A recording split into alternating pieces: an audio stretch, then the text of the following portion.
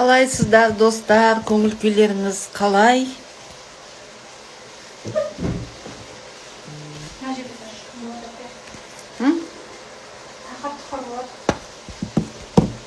Мен сені скрытый камерамен көрсетемін деген ойым бар. Ниетіңіз қабыл болсын. Ассаламу. Прямыйға шыға берсеңіз, біз кіре береміз. Айжан Ермекқызы, рахмет.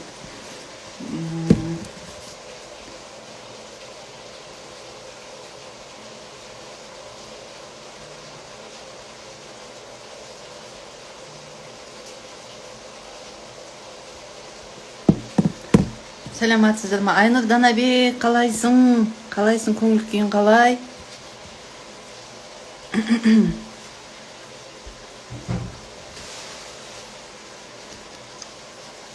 Қайырлы кеш болсын, Айнұр ханым, қалаңыз қалай? Абылай Кенжалы біздің мықты спикеріміз. Абылаймен қазір керемет біз прямой эфир жүргіземіз. Кіріп тыңдап көріңіздер, біздің спикерлер академиясына кім жазылды, кім жазылған жоқ. Интенсивке сіздерге арналған керемет сабақ болады. Сіз Тұрар Байсариев. Ассаламу алейкум. Ва алейкум ассалам ва рахматуллахи ва баракатуху. Қалайсыз? Мен ренжімесеңіз бір ыңғайлы жерге барып отырайын, иә? Иә, асықпай болмас. Абылай, көңіл күйің қалай? Шүкір, жақсы, көңіл күй керемет. Көп адам айтып жатыр, бізде куратор болады екен, Абылай деген бала жас бала емес па деп. Мен айтамын, қазір жас баланы көресіздер, онда тыңдап көріңіздер деп айтып жатыр. Біздің Айдың академиясының, именно миллионерлер академиясының жаңадан жас өте жалындаған жігіттерді біз спикерлікке алғанбыз. Қазір Абылаймен таныс болыңыздар да, Абылай не айтады екен тыңдап көріңіздер. Абылайды мен өзім осы инстаграмды қопарып жүріп тауып алған. Өзім шығып, Абылай маған жазған жоқ, мен Абылайға шықтым. Мәссаған бізге спикер болып келсеңіз, бірге жұмыс жасайық деп, Алла разы болсын, Абылай бірден келісіп. Қазір 1 минут. Абылай дайындала бер, сұраққа қандай тақырыпқа дайындаламыз? Қазір бәрін жөндеп қойып алайын. Ва алейкум ассалам. Шүкір, өздеріңіз қалайсыздар? Ал, ассаламу алейкум. Жаңадан қосылған оқырмандар болса, барлықтарыңызға қайырлы кеш. Я, бізде интенсивке жазылып жатқан кісілер болса, қазір 2000-ға жеткеннен кейін бастайық, я? Өткенде Абылай ұнамады интенсивта дейді. Абылайды тик-токта көрдік дейді. Енді Абылай елдің бәріне ұнайтын, енді доллар емес, елдің бәріне ұнайтын десерт емес, ол мен де ұнатпайтын адамдар бар, ол қалыпты жағдай деп ойлаймын, біреуге ұнайды, біреуге ұнамайды. Ода проблема жоқ. Менторлықтағы қыздардың 99%-ы мына баланың жұлдызы жанайын деп тұр екен деп солай айтты. Көп көргеннен емес, көпті көргеннен жас болса да берері мол бала деп ойлаймын. Олай болса көрейік алдымен қазір. 2000-ға жетсін, интенсивта өте керемет әңгіме айтты. Жалпы сіздердің талғамдарыңызды сыйлаймыз. Ұнасақ та, ұнамасақ та, оған сіздердің құқықтарыңыз бар негізінде. Сондықтан неге мен ұнатпай отырсың деп ренжуге біздің хақымыз жоқ. Өте дұрыс сын болу керек. Сіздердің өз пікірлеріңізге адал болғандықтарыңыз үшін сіздерге құрметпен қараймыз. 2000 оқырман жиналды. Керемет болып сабақ, дауыс жоқ дейді. Керісінше Абылай мырзаның сабағы маған өте керемет ұнады. Уақыт жайлы құнды дүниелер айтты. Абылай өз ісінің мықтысы. Абылай керемет түсінді. Алла разы болсын барлықтарыңызға. 2000 болды. Олай болса Абылай бастаймыз. Абылай ертеңгі жазсын кімдер? Қазір.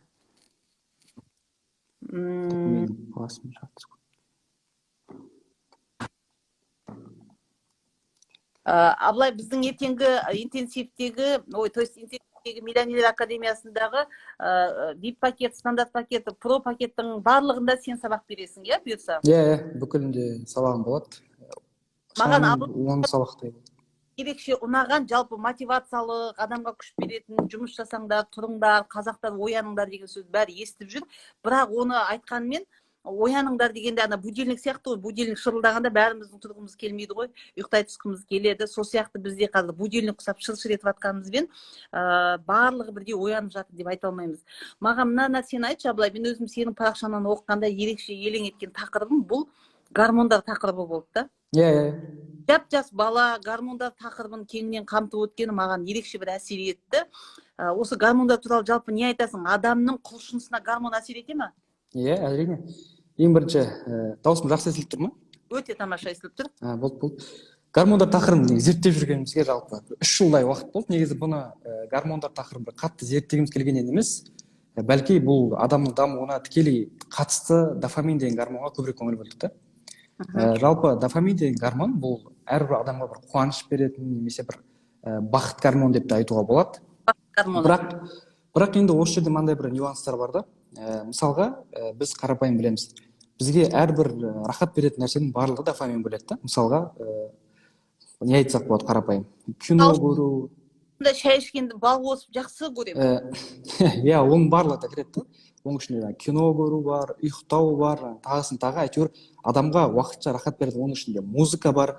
Әйтеуір адамға бір өткенше рахат беретін нәрселердің барлығы адамға белгілі бір дәрежеде дофамин бөледі да.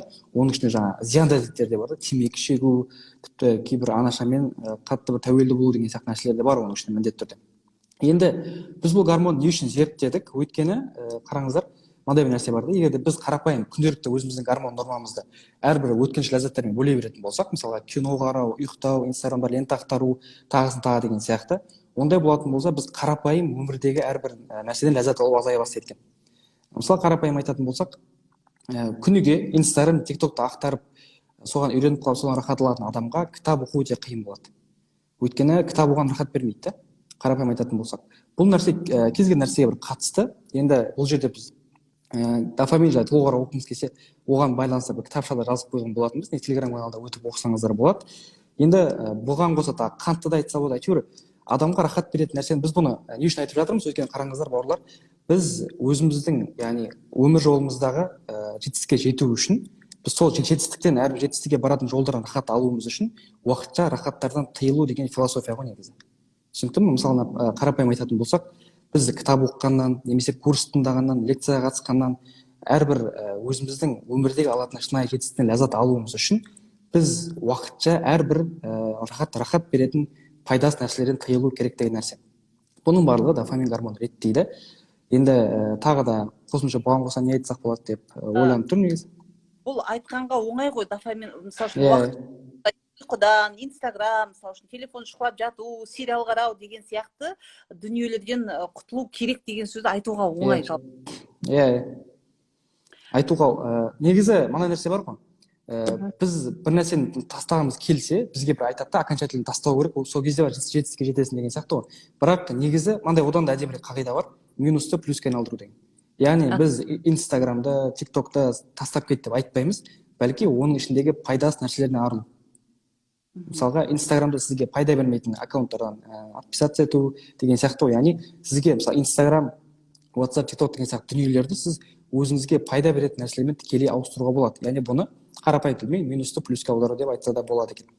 Бірақ біздің жаңа айтқым келіп тұрған нәрсе сол ғой негізі. Өзіңізге мысалға Рая Далана деген бір зерттеуші бар да, дофамин. Соның күшті бір сөзі бар да. Адамдар дейді, күн сайын ұйқысынан тұратын кезде ода екі таңдау болады дейді. Жылдам және аз, ұзақ және көп істер дейді.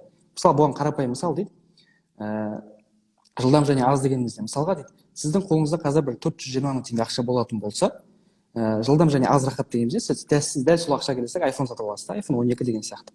Ал ұзақ және көп дегеніміз не? Сіз сол 420 мыңға бір курс аласыз, немесе 420 мыңға бір өзіңізге бір бизнеске құятын болсаңыз, оның рахаты дәл қазір болмас, бірақ оның рахаты бірте ұзақ уақыт болады да. Ұзақ уақыттан кейін бірақ сізге көп рахат береді. Яғни біз адамдар көбінесе сол нәрсеге алданып қалады да, ұзақ және көп рахаттан өзі саналы түрде бас тартады дейді. Бұған жаңа айтқымыз келіп тұрғаны пайдасыз ленталарға ақтару немесе кітап оқу. Инстаграмның рахаты дәл қазірақ, ал бірақ та кітаптың рахатын дәл қазір көрмесеңіз де, бірақ кейін келе оны дамып өзіңізге пайдасын тиген көргеннен кейін міндетті түрде ол сізге көп рахат береді да. Яғни бұл да бір қысқа нұсқа айтсақ міне осы, біз түбегейлі тастаңыз, оны тәрк етіңіз деп айтпаймыз. Именно осы біздің жаңа 3 курстағы пакеттегі жоспарлауға қатысты мені қолданып жатқан қағида негізі бұл бір позитивті тайм-менеджмент айтылады да. Яғни позитивті тайм-менеджмент деген қалай? Мысалы қазір тайм-менеджмент кітаптарында көбінесе мынандай бір қиын нәрсе бар да, экстремал тайм-менеджмент, жесткий тайм-менеджмент. Адамдарды әйтеуір бір негативке түсіріп тастайды, стресске түсіріп тастайды да. Бәрін қиындатып жібереді да бірден. Мынаны таста, мынаны тәрк ет, өзіңнің мақсатыңа жету үшін бәрін қопарып таста деген сияқты. Оның нәрсе болмайды. Оян, тұр, давай, сен. елдің бәрі озып бара жатыр. Иә, сен қалдың. Бізде мысалы үшін мынандай нәрсе бар да, біз адамдардың арман мақсатын өзінің өмірбаянынан іздейміз ғой. Мысалы үшін өмір бақи ананас жеп көрмеген, ананастың не екенін білмейтін адамға біз ананас бизнесін ұсына алмаймыз ғой, мысалы, иә, примерно. Иә. Сияқты адамдар өзіңнің мақсатыңды балалық шақтан іздеген кезде ондай жоқ, балалық шағымда болмаған, ойланбаған, түк болмаған дейді да. Асықпай отыршы десең, 15 минуттан кейін есіме түсті деп айтып жатады да. Осы кезде мен 4 адамға консультация бердім, 4 адам. 4-еуі де мен балалық шақта ештеңемен айналыспағанмын дейді. Қалай сен ол кезде Инстаграм да жоқ, қазір телефон да жоқ, мүмкін емес қой. Жоқ, мен дейді биші болғым келген. Енді сен күні өтіні билеп жүрген жоқсың ғой. Не ойнадың десем, содан кейін барып есіне түсіп келе жатыр да. Адамдар өздерін ойламай, өзін зерттемей, жанталасып көпшілікпен ілесіп жүр да қазір. Иә. Шынымен айтады да, сол бір Мария Хайнс деген зерттеуші бар, оның да негізі қорғайтын нәрсесі позитив тайм менеджмент та. Яғни айтады, қазір адамдарды сондай бір мотиватор, коучтар қиындап жүрген дейді да өмірлерін. Сен жаңағы дәл айтқан әңгіме ғой, оян, тұр, жүгір деген сияқты. Бірақ та психологтардың соңғы зерттеуі бойынша дейді да, адамның жақсы дамуы үшін оған керісінше негативті емес, позитивті эмоциялар көп болу керек дейді. Сол кезде оның жетістікке жету ықтималдығы арта түседі дейді ғой. Енді біздегі жаңағы, мысалға біз бір адамды қатты қинап жүрміз мүмкін да, оқы әрбір минутыңда, секундыңа қатты еге бол, сен соған жауаптысың деп бүкіл тайм-менеджментті миына құйып жүрсең, ол жақсы орындар, бірақ 1-2 айдан кейін ол мүлдем одан баз кешіп кетеді да. Өйткені оған өте қиын. Сол секілді мысалға дейді да, бұған енді жауапты тағы да бір гормон деген тема айналып келе берді ғой. Кортизол деген гормон бар да. Кортизолдық бір бұғат деген бір нәрсе бар да. Кортизол закрепление деп айтады негізі. Мысалға дейді, бір адам түні бойы мотивация көрді дейді да, яғни ертеңнен бастап жүгір, ұйықтама, тұр, сен өмірді өзгертесің деп. Сөйтіп ана бала не істейді? Сабаққа қатысады. Иә, сөйтіп ана бала не істейді? Мысалға мотивация беріп тастады да, ертесіне ұйқысынан тұрады да жүгіреді, 5 километр жүгіреді да. Сөйтіп 5 километр жүгіріп үйіне қайтып келеді, шаршайды, шалдығады, әбден қиналады да, одан кейін 5 жыл жүгірмей қояды да. Ол неге дейді? Өйткені адам сондай бір мотивацияға тойып алады, өз мотивациясына ие бола алмағаннан кейін не істейді? Бірден сондай нәрсеге алданып қалып барып жүгіреді, бірақ одан кейін кортизол деген гормон қатты, кортизол деген стресс гормоны. Стресс гормоны қатты бөлінгеннен кейін, стресс гормоны бұдан кейін ол адамды сол нәрсені жасамауға мәжбүрлейді да, бұдан кейін бұл нәрсені істемейді. Өйткені мидың бүкіл жұмысы адамды қорғау ғой. Адам ойлайды да, ми ойлайды, адам жүгірген кезде болған бір қатты стресс бөлініп жатыр екен деп, сөйтіп адам мені қарапайым тілмен айтқан кезде бұдан кейін даму деген нәрсеге мүлдем баз кешіп кетеді. Сол үшін жылдам емес, исламда қарапайым қағида бар ғой, не нәрсе жасасақ та аз-аздан үздіксіз деген. Яғни Аллаға ең ұнамды амал дейді да, аз болса да бірақ тұрақты түрде жасалған амал. Соны әйтеуір миымызға қаттырақ жақсырақ құйып алсақ, одан кейін әрбір сұрақ қояйыншы. Мысалы үшін бізде диетаны бастаймын деп 2-ақ күн шыдап, одан кейін тастап жіберетін адамдарға да осы типқа жатқызамыз ба біз? Иә, осы бірден жатқызуға болады да, бірден дәл қазір қолымнан келеді, бітті, болды, бастаймын дейді да, алғашқы 1-2 күнде қиналып кетеді, сосын тастап жібереді, иә. Ол жаңа дәл сол кортизолдың әңгімесі ғой негізі. Бірден мотивация қатты тойып аламыз да, одан кейін болды, бүгіннен бастап мен өмірімді түбегейлі өзгертемін дейміз да, сөйтіп 1-2 күн қатты өз-өзімізге бір стресс беріп жүріп, бұдан кейін ол іске мүлдем жақындамай кетеміз. Сол үшін аз-аздан үздіксіз, мысалға сіз ертеңнен бастап өміріңізді реттеймін дейтін болсаңыз, бірақ күнде түнгі 2-де ұйықтап жүрсіз, онда бүгін 1:30-да ұйықтайсыз. Бірден 10-да ұйықтап қалып, ертең ерте тұрамын деген әңгіме болмайды. Одан кейін 1-де ұйықтайсыз, немесе ода 12:30-да ұйықтайсыз. Әйтеуір жай не істейсіз, өз-өзіңізді былай дамыта десек болады. Мысалға бір арықтағысы келген адам не істейді? Бірден тамақтан баз кешіп кетпейді. Мысалға күніне қарапайым 3 мезгіл тойып тамақ жейтін болса, онда 2,5 мезгіл тамақ жейді, немесе 2 мезгіл тамақ жейді. Әйтеуір өзін жай ғана не істейді десек болады. Өз-өзін стресске түсіріп алмайтын деңгейде даму керек деген әңгіме келіп жатыр негізі. Оны қалай жасаймыз енді? Бұны қалай жасаймыз дегенде, негізі бұл жерде ол өте ұзақ тақырып қой. Жаңа дәл кітапша ол тегін тұр. Мен Telegram каналыма кіріп алып оқысаңыздар болады. Сол жердегі мысалға дейді, қарапайым қағида дейді. Адам мысалға арығысы келді дейді, яғни ол диета ұстағысы келді. Бірақ ол диета ұстағысы келген кезде қараңыздар дейді. Мыңдаған тренировка бар дейді, мыңдаған жаттығу бар дейді. Оны бәрін жасау қиын ғой дейді. Соның ішінде саған қатты ұнайтын қандай жаттығу, тек соны ғана жасаш болып дейді. Мысалға бізде жоқ, ондай болмайды екен да, міндетті түрде мысалға барады да, қарапайым андай көшеде тұрады ғой, бір жасайтындар болады ғой, әжелер жасап жатады ғой, ұнайтын бір жаттығуларды. Тек соны алып, соны жасай бер дейді да. Өйткені біз дәл қазір енді бұл шынайы айтайық, бірден дәл қазір өмірімізді түбегейлі өзгерту ол өте қиын нәрсе. Өйткені Алла тағала адам солай жаратқанда, бірте аз-аздан міндетті түрде айтады да, неге дейді, мысалға кішкентай қозы болсын, жаңағы лақ болсын, туыла салысымен бірден аяққа тұрып кетеді дейді. Аяққа тұрып кетеді, бірден дамып кетеді дейді. Кішкентай лақ қозы ойнап жүріп кетеді. Бірақ адам деген 9 ай бойы анасының құрсағында болады. Одан кейін 1 жыл бойы жаңағы жүре алмайды, сөйлей алмайды, 2 жыл, 3 жыл дегенде әрине аяққа тұрып кетеді дейді. Неге? Именно адамның дамуы өте бір ұсақ дейді. Кішкене туылғаннан бастап өсіп кету. Өйткені Алла тағала біз солай жаратып қойған дейді. Бірден болмасын. Яғни аз-аздан өздерін сабырға үйретіп барып солай дамысын деп Алла тағала бізге берген бір хикмет қой бұл ше. Сол нәрсені жақсырап миымызға түсініп ұғынып алсақ. Яғни бір нәрсеге тез жетістікке жете қоям деу арқылы, асығу арқылы, жұртпен жапа-тармағай жүгіру арқылы біз өзімізге өзіміз зиян жасайды екенбіз ғой, иә? Иә. Негізі біздің ғалымдардың жақсы бір несі бар да, бір формуласы бар да. Мысалы қазір айтады да, сенің ниетің дұрыста, әрекет жаса, сен жетістікке жетесің дейді. Бірақ исламда ол нәрсе сәл бір кеңінен айтылады да. Мысалы қарапайым мысал, ниетіңіз болады, одан кейін әрекет жасайсыз, әрекеттен Аллаға тәуекел қыласыз, тәуекелден сабыр қыласыз, одан кейін жетістік дейді да ғалымдардың сөзі. Яғни біз бір ниетіміз жақсы ниет қойып алады екенбіз, одан кейін әрекет жасаймыз, одан бірден жетістік күтпеуіміз керек екен да. Бәлки Аллаға тәуекел қыламыз, ісімізді Аллаға тапсырамыз, одан кейін сабыр қыламыз. Әрбір бір қиындықтарға, бір қайғыларға сабыр қылғаннан кейін барып бізге жетістік нәсіп болады екен. Сол үшін айтқым келіп тұрған нәрсе, бірінші әрдайым бір миымызға бір установка ретінде қойып алатын нәрсе, жетістікке сабыр арқылы жетеді екенбіз. Яғни өз-өзімізді стресске түсірмейтіндей деңгейде. Мысалға, ертеңнен бастап кітап оқып өз-өзіңізді дамытқыңыз келетін болса, онда бірден бір күнде 200 бет кітап оқып тастаудың қажеті жоқ. Жай ғана 15 минут қойып, 15 минут кітап оқып, ертесіне 20 минут кітап оқып, өз-өзіңізді жай аз-аздан үздіксіз дамыта бергеніміз біз үшін де, сіз үшін де өте қайырлы екен. Яғни біз өзімізді қинаған кезде ол болмайды екен. Иә, қинаған кезде болмайды екен.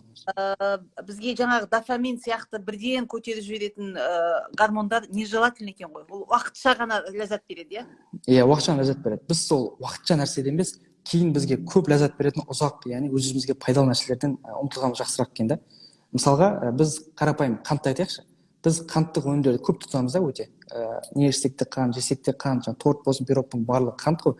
Енді тіпті біздің солмай нәрселердің зиянынан тіліміздің рецепторларының өзі жаймендеп әлсірей береді екен да. Бұның қарапайым мысал, оразаны алатын болсақ, біз ауыз ашқан кезде тіпті судың да дәмін сеземіз да. Бұл нені білдіреді? Яғни тілдің рецепторлары қайтадан орнына келген, дофаминдік гормон қайтадан өз орнына келді. Содан кейін біз әрбір нәрседен рахат ала бастадық. Судың ішкеннен рахат аламыз. Одан далада серуендеп жүргеннен, әйтеуір күлгеннен, жаңбыр жауғанның өзі рахат ала бастайды екенбіз.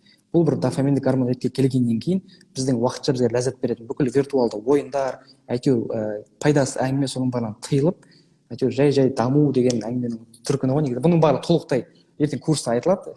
Бұл жерде бұл бір демо версия деп айтсақ та болады, трейлер ғой бар әзірге. Ертең тайм менеджмент туралы, осы уақытты жөндеу. Біз яғни таңертең тұрамыз, 10-да тұрып 12-ге шейін гимнастика жасап, 1-ге шейін диета ұстаймыз деген әңгіменің барлығы негізі гормон ретке келмесе далбаса ғой, иә, жоспарлауымыз. Негізі гормон ретке келмесе дегенде. Сол жаққа қарай, иә. Дәл солай. Сондықтан адам біз өзіміздің гормонымызды реттеп алмай, қалыпқа түсіріп алмай, диета ұстаймын, өсемін, арықтаймын деген дүниенің барлығы бекершілік. Иә. Солай айтсақ болады, иә? Солай айтсақ болады. Жаймен. Мысалға, мынандай нәрсе бар да. Жаңа бір кісі жазып жіберді, жақсы жазды комментария. Негізі дофамин деген гормонның артында тұрған нәпсі ғой дейді. Иә, нәпсі. Шынымен біз нәпсі қалауымызға еріп, көптеген бір уақытша бір бізге пайдасыз қызығушылықтарға еріп қоямыз ғой. Негізі сол үшін де біз, яғни біздің түпкі әңгімеміздің барлығы сізді бір рахаттардан тыйып тастау емес. Қазір түсініп алыңыздар.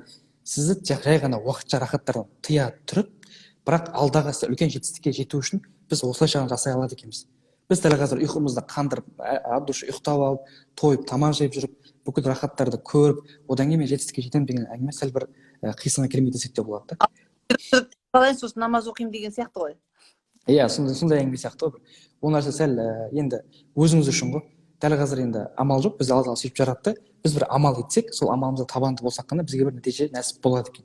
Өйткені Құранда Алла айтады да, адамға тек ұмтылған ғана нәсіп болады, оның ұмтылыстары міндетті түрде көрінеді дейді. Яғни біз бір нәрсеге жетістікке жететін болсақ, ұмтылуымыз қажет қой. Ал ұмтылыс деген ұйқымен болмайды екен. Ұмтылыс деген жаңағы қалай айтсақ болады, өз уақытымызды босқа өлтіріп, әрбір қызықты бір көріп деген сияқты ғой, былайша айтқан кезде. Сол үшін біз өз жетістік жолын танытуымыз үшін уақытша бүкіл бізге пайдасыз рахаттардан тыйыла тұрып, үлкен рахаттарға жету философиясын ұстану деген әңгіме түбі соған келіп тіреледі. негізі ертең сол 3 курста болатын тайм-менеджменттің негізгі мәселе осыдан басталады. Бұдан кейін біз тайм-менеджментте көбінесе сағат емес компасқа көбірек мұқтаж боламыз. Бұны өткенде интенсив курста айтқан болатынмын. Компас деген нәрсе не? Мысалы қараңыздар, қазір көбісі ойлайды дейді да, тайм-менеджментке уақытымды үнемдеу үшін маған сағатқа көбірек керек деп ше. Сағат деген кәдімгі қол сағат көбірекке мұқтажбыз деп. Бірақ Стивен Ковенің жақсы бір қағидасы бар. Біз сағатқа қарағанда өзіміздің мақсатымызға бағдар беріп тұратын компасқа көбірек мұқтажбыз дейді да. Мысалға сенің күніңді максимал түрде эффективно өткізіп, бүкіл уақытыңды тиімді пайдаланғаннан не пайда дейді, егер де ол нәрсе сені түпкі мақсатыңа апармайтын болса дейді да. Сол үшін біз әрбір жасап жатқан ісімізді, уақытымызды тиімді пайдаланып жатқан нәрсеміз бізді түпкі мақсатымызға апармайтын болса, оның пайдасы жоқ екен. Сол үшін бірінші сіздің мақсаттарыңызды анықтап, айқындап алу үшін алдын ала сол тұспағдар, яғни біз қалай уақытты үнемдейміз деген әңгімеден көрі, біз уақытымызды не үшін үнемдейміз деген тақырыпқа көбірек тоқталамыз. Яғни қалай деген сұраққа қарағанда не үшін деген сұрақты көбірек қозғаймыз десек те болады да. Өйткені жақсы бір қағида бар.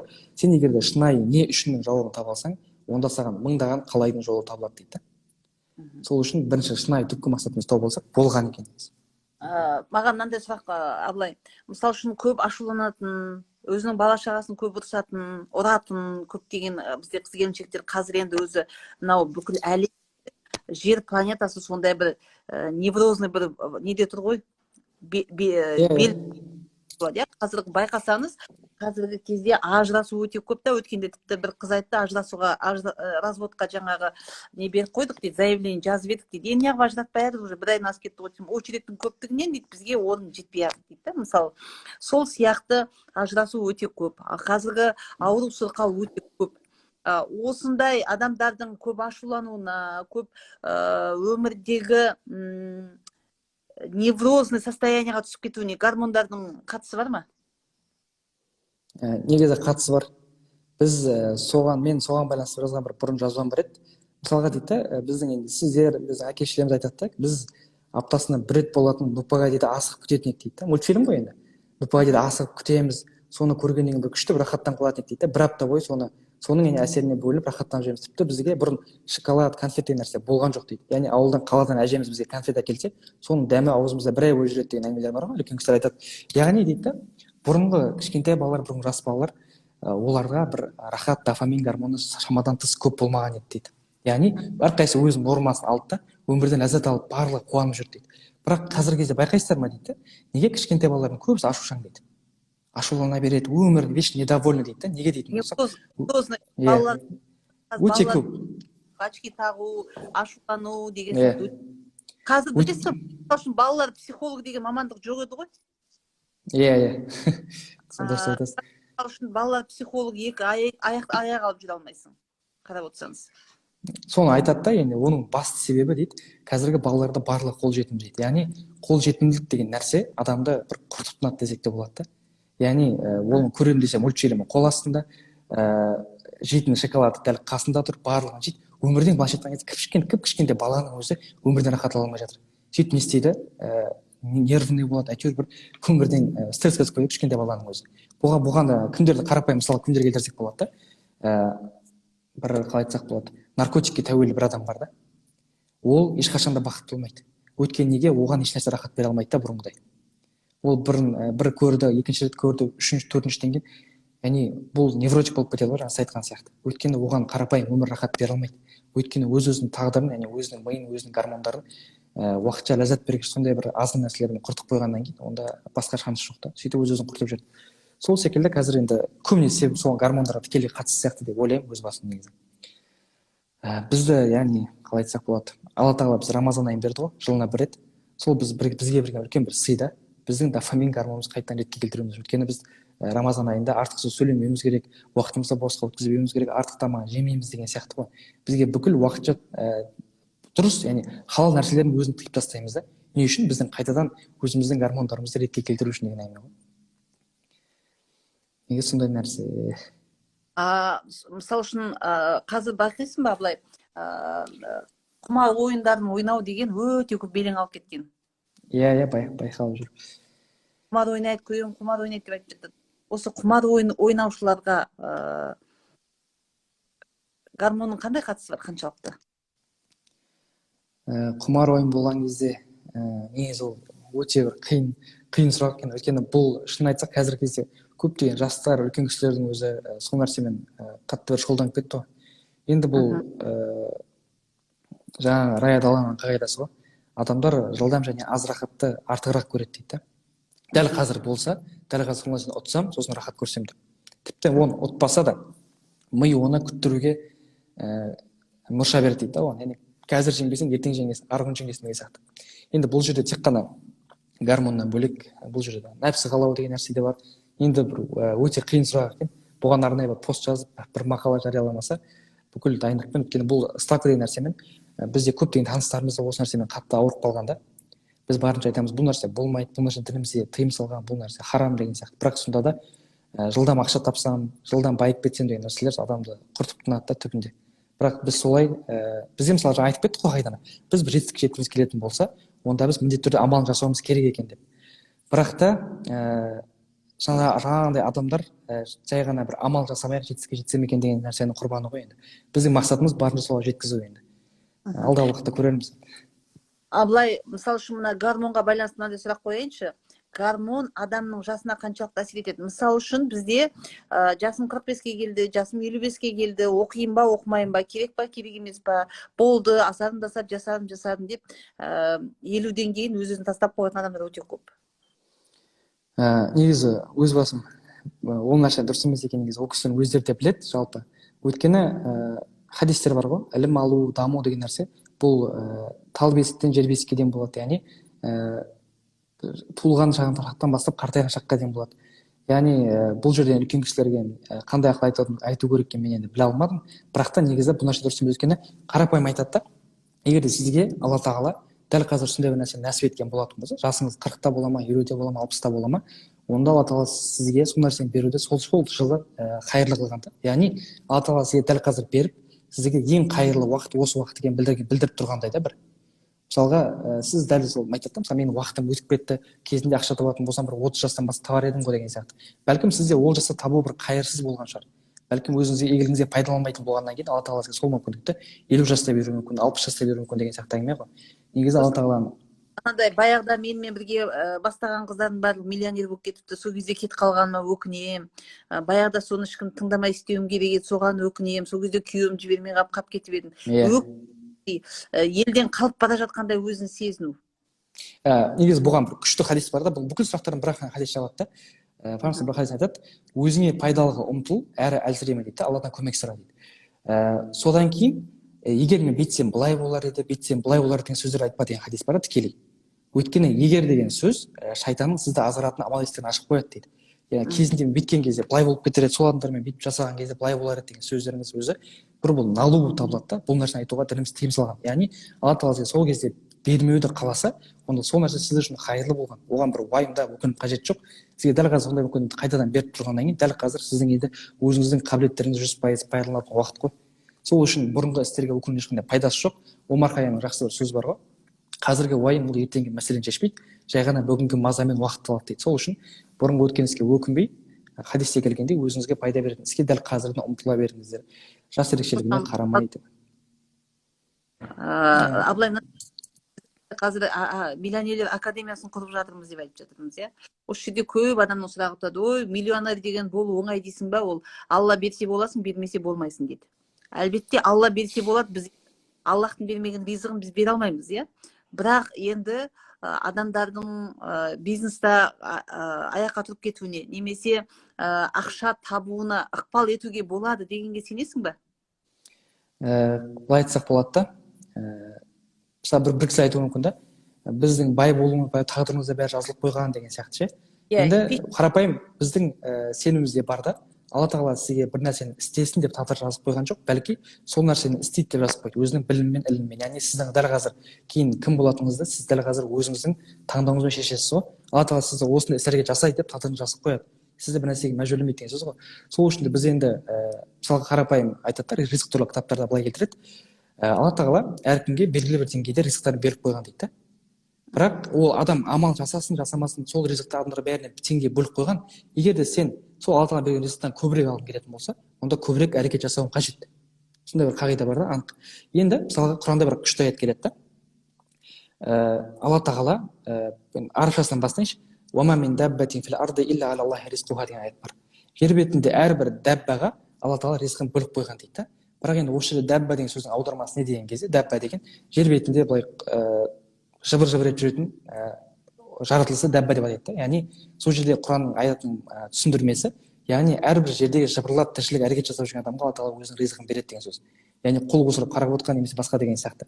Сіз дәл қазір үлкен ақшаға ие болғыңыз келетін болса, енді бұл жерде ақша туралы әңгіме болып жатыр ғой, онда сіз соған сай көбірек әрекет жасауыңыз қажет. Онымен қоса ертеңгі біз міндетті түрде тайманша сабағына қосатын тақырыбымыз бұл алла туралы жақсы ойда болу деген тақырыпты қосамыз міндетті түрде. Өйткені қараңыздар, бұл анық бір қағида бар да. Алла тағала өзінің бір құдси хадисінде былай келтіреді: құлым мен туралы қалай ойласа мен сондаймын дейді да. Яғни бұның тікелей ғалымдардың түсіндірмесі, егер де алла тағала маған ризықтарын үйіп төгіп береді, алла маған әрдайым жақсы нәрсені нәсіп қылады дейтін болсаңыз, онда сізге сол нәрсе нәсіп болады. Ал егер сіз керісінше, менің басымда проблемалар арылмай қойды, әйтеуір бір қиындыққа душар бола бердім ғой, алла маған сынақ бере береді дейтін болсаңыз, онда сіз сол нәрседен арыла алмайсыз. Өйткені бұл хадисте келген анық мәтіндер да. Алла туралы ойыңыз қандай болады, сізге сол нәрсе нәсіп болады, қайтадан қайталап айтамын. Яғни алла маған тек қана ризық, берекет, нығметін береді, алла тағала мені ауру сырқаудан аулақ қылады дейтін болсаңыз, онда сізге сол нәрсе нәсіп болады екен. Біз бұл нәрсемен де арнайы жұмыс жасаймыз. Алла туралы жақсы ойда болу, ниетіміз дұрыстау деген сияқты әңгімелерді бірге қосайтын боламыз, иншалла. Яғни біз өзіміз мен миллионер боламын деп алып ішіңізден ой алла маған береді дейсің ба деген күмән болатын болса, әлбетте ол солай жауап береді. Болмайды, иә. Өйткені қараңыздар, біздің әрбір істейтін іс-әрекетіміз дұға ғой. Негізі дұға екі түр болады да. Дұға қаулия, фиғлия дейді да. Ол бірінші сөзбен болатын дұға, Алладан сұраймыз, екіншісі іспен болатын дұға болады да. Яғни біз дұғаның ең бірінші шарты, қараңыздар, дұғаның ең бірінші шарты алла мен дұғама 100% жауап береді деген нық сенім болу керек. Егер сіздің өзіңіздің дұғаңызға, яғни өзіңіздің іс-әрекеттеріңізге өзіңіз күмәнданатын болсаңыз, онда сіз ол нәрсеге жетпеу ықтималдығыңыз арта түседі. Яғни сол нәрсеге жете алмайсыз. Сол үшін дәл қазірден істеп жатқан іс-әрекеттеріңізге, әрбір амалдарыңызға өзіңіз нық сеніп алыңыз 100%. Алла маған береді деп, сол кезде алла сізге береді. Бұл 100%, яғни нақты яқин мәселе, яқин нәрсе. Өйткені қараңыздар, өзі айтып кеттік қой. Мысалы, қазір жетістікке жетудің жолдары мыңдаған да, миллионға жетті. Мысалы, әркім айтады да, мысалға сіз былай жасасаңыз жетістікке былай жетесіз. Брайан Трейси бар, Стив Джобс, Стивен Кови көп қой енді. Бірақ бұлардың барлығы бір гипотеза, болжам ғана да. Соны істесеңіз сізге бәлкім жетістік болады, бәлкім болмайды. Бірақ та исламда ондай күмән нәрсе жоқ та. Исламда нақты қағида береді. Мына нәрсені істесең ол 100% болады, ешқандай күмән жоқ. Мына нәрсені істемесең ол нәрсе болмайды деген нақты қағидалар бар. Соның біреу жаңа айтып өткеніміздей, алла туралы жақсы ойда болу. Мен 100% гарантия беремін, бұл өйткені илахи алладан келген дін болғаннан кейін, сіздің алла туралы ойыңыз дұрыс болсаңыз болғаны, алла тағала сізге сол нәрсе нәсіп қылады. Яғни алланың кең екенін, алланың ризық беруші екенін, алланың өзінің ризықтарын үйіп төгіп беруші екенін шын жүрегіңізден сене алсаңыз, сезіне алсаңыз болғаны, алла тағала сізге сол нәрсе нәсіп қылады екен. Бұған ешқандай да күмәніңіз болмасын. Мынандай нәрсе бар да, өткенде ана біз Мақпал Қаратай қызмен жұмыс жасадық деп айттым ғой. Мақпал енді қиналып келген кезде, сол кезде мынандай ғана дүние болды да, мынандай ғана дүние айтылды да. Мақпал айтты да, Мақпал қанша ақша тапқың келеді деген кезде, Мақпал айтты да, $100,000 айына тапқым келеді деді да. Сосын бірақ сенбеймін деді. Сосын мен ана сол кезде айтты ғой, тікелей эфирде көрген болсаңыздар, мен өз теңіздің жағасында тұрам. Соны балконға шығып айттым да, Мақпал, сен мына теңізді қанша ақшаға бағалайсың десем, ой, бұның құны жоқ қой дейді да. Қандай ақшаға бағаланбайды. Мен айтамын, бұны кім осы жерге қойып қойған? Аллах тағала ғой. Сенің $100,000 Аллахтың ол теңізге тамған бір тамшы ғана деймін да. Дәл сол. Мәссаған деп ойланды да кетті. Мен мына нәрсені айтқым келеді да. Біздің адамдар Аллахтың жомарттығын, Аллахтың құдіретін өзінің қалтасымен байланыстырады екенші. Сол нәрсе. Қалтасында, мысалы үшін қалтасында 2,5 мың теңге ақшасы болса не дейді? Ой, Аллах маған 1 миллион теңгені бере ма дейді. Өзінің өйткені 2,5 мың теңгемен ғана 2,5 мың теңгенің қасында 1 миллион деген үлкен ақша болып тұрады да, миына сыйғыза алмайды да. Ал енді қалтасында 1 миллион теңгесі бар адам 10 миллионды смело ұстай алады, 100 миллионға келгенде уже кәдімгі крышасы қой, бұны маған береді дейсің ба. Яғни өзінің қалтасындағы ақшамен Аллахтың құдіретін, кеңдігін сол ана тар ауқымға тығып қояды да. Сосын отырады, құдай мен неге қинай береді екен, осы елдердің жолы болғыш, мен болсам бір какой-то 3 миллион кредиттен құтыла алмаймын деген сияқты бір дүние. Мен ана осы ақша тапқысы келетін қыздарға, жігіттерге барлығын айтамын, Аллахтың ең жомарт деген Әл-Карим деген есімін телефон бетіне қойып қойыңдар деймін да. Әл-Карим деген есімді қойып қойыңдар, Содан кейін мен өзім мына нені Алланың 99 есімін қойып қойғамда, өйткені әртүрлі жағдай болады ғой. Мейірім махаббатқа мұқтаж болғанда я рахман я рахим деп айтамын. Алладан ризық сұраған кезде я карим деп сұрайсың. Бірдеңе документ керек болса, біреудің есігіне бірден қараймын, я фаттах деп сұрайсың, я самих деген сияқты Алла тағала көркем есімдерімен көреді екен ғой. Сонда біз осы нәрсені түсінетін болсақ, Аллахтың шексіз құдіреттің иесі, бүкіл ризықтың иесі екен, және оның шексіз жомарт екенін білетін болсақ, біз сұрамаймыз. Мысал үшін қараңыздар, менің қолымда, например, 100 миллион теңге ақша болса, менің ешқандай өмірде маған, білесің ба, Абылай, 10 мың теңге қарыз сұраған адам жоқ. Маған қарыз сұрағанда минимум 500 мың теңгеден жоғары сұрайды. Менен даже 100 мың теңге қарыз сұрамайды екен. Өйткені бұл Айнұрдың 100 миллион бұда точно бар, бұдан көбірек сұрайық дейді да. Ал енді триллиард есе, триллион есе жомарт Аллах, бүкіл ризықты берген Аллах тағаладан 100 мың теңге сұрауға дірілдеп сұрай алмайды да уже. Анау көзі тұрған адамды Құдай көріп жібереді да біздікілер.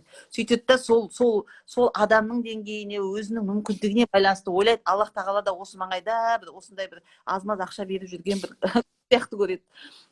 Сол Аллахтың ұлы екеніне, бүкіл құдіреттің иесі екеніне, бүкіл ризықтың иесі екеніне, және оның шексіз жомарт екеніне көзіңіз жетпейінше, сізге ешқандай ақша келмейді. Осы нәрсені мен басып айтқымыз келеді да. Сосын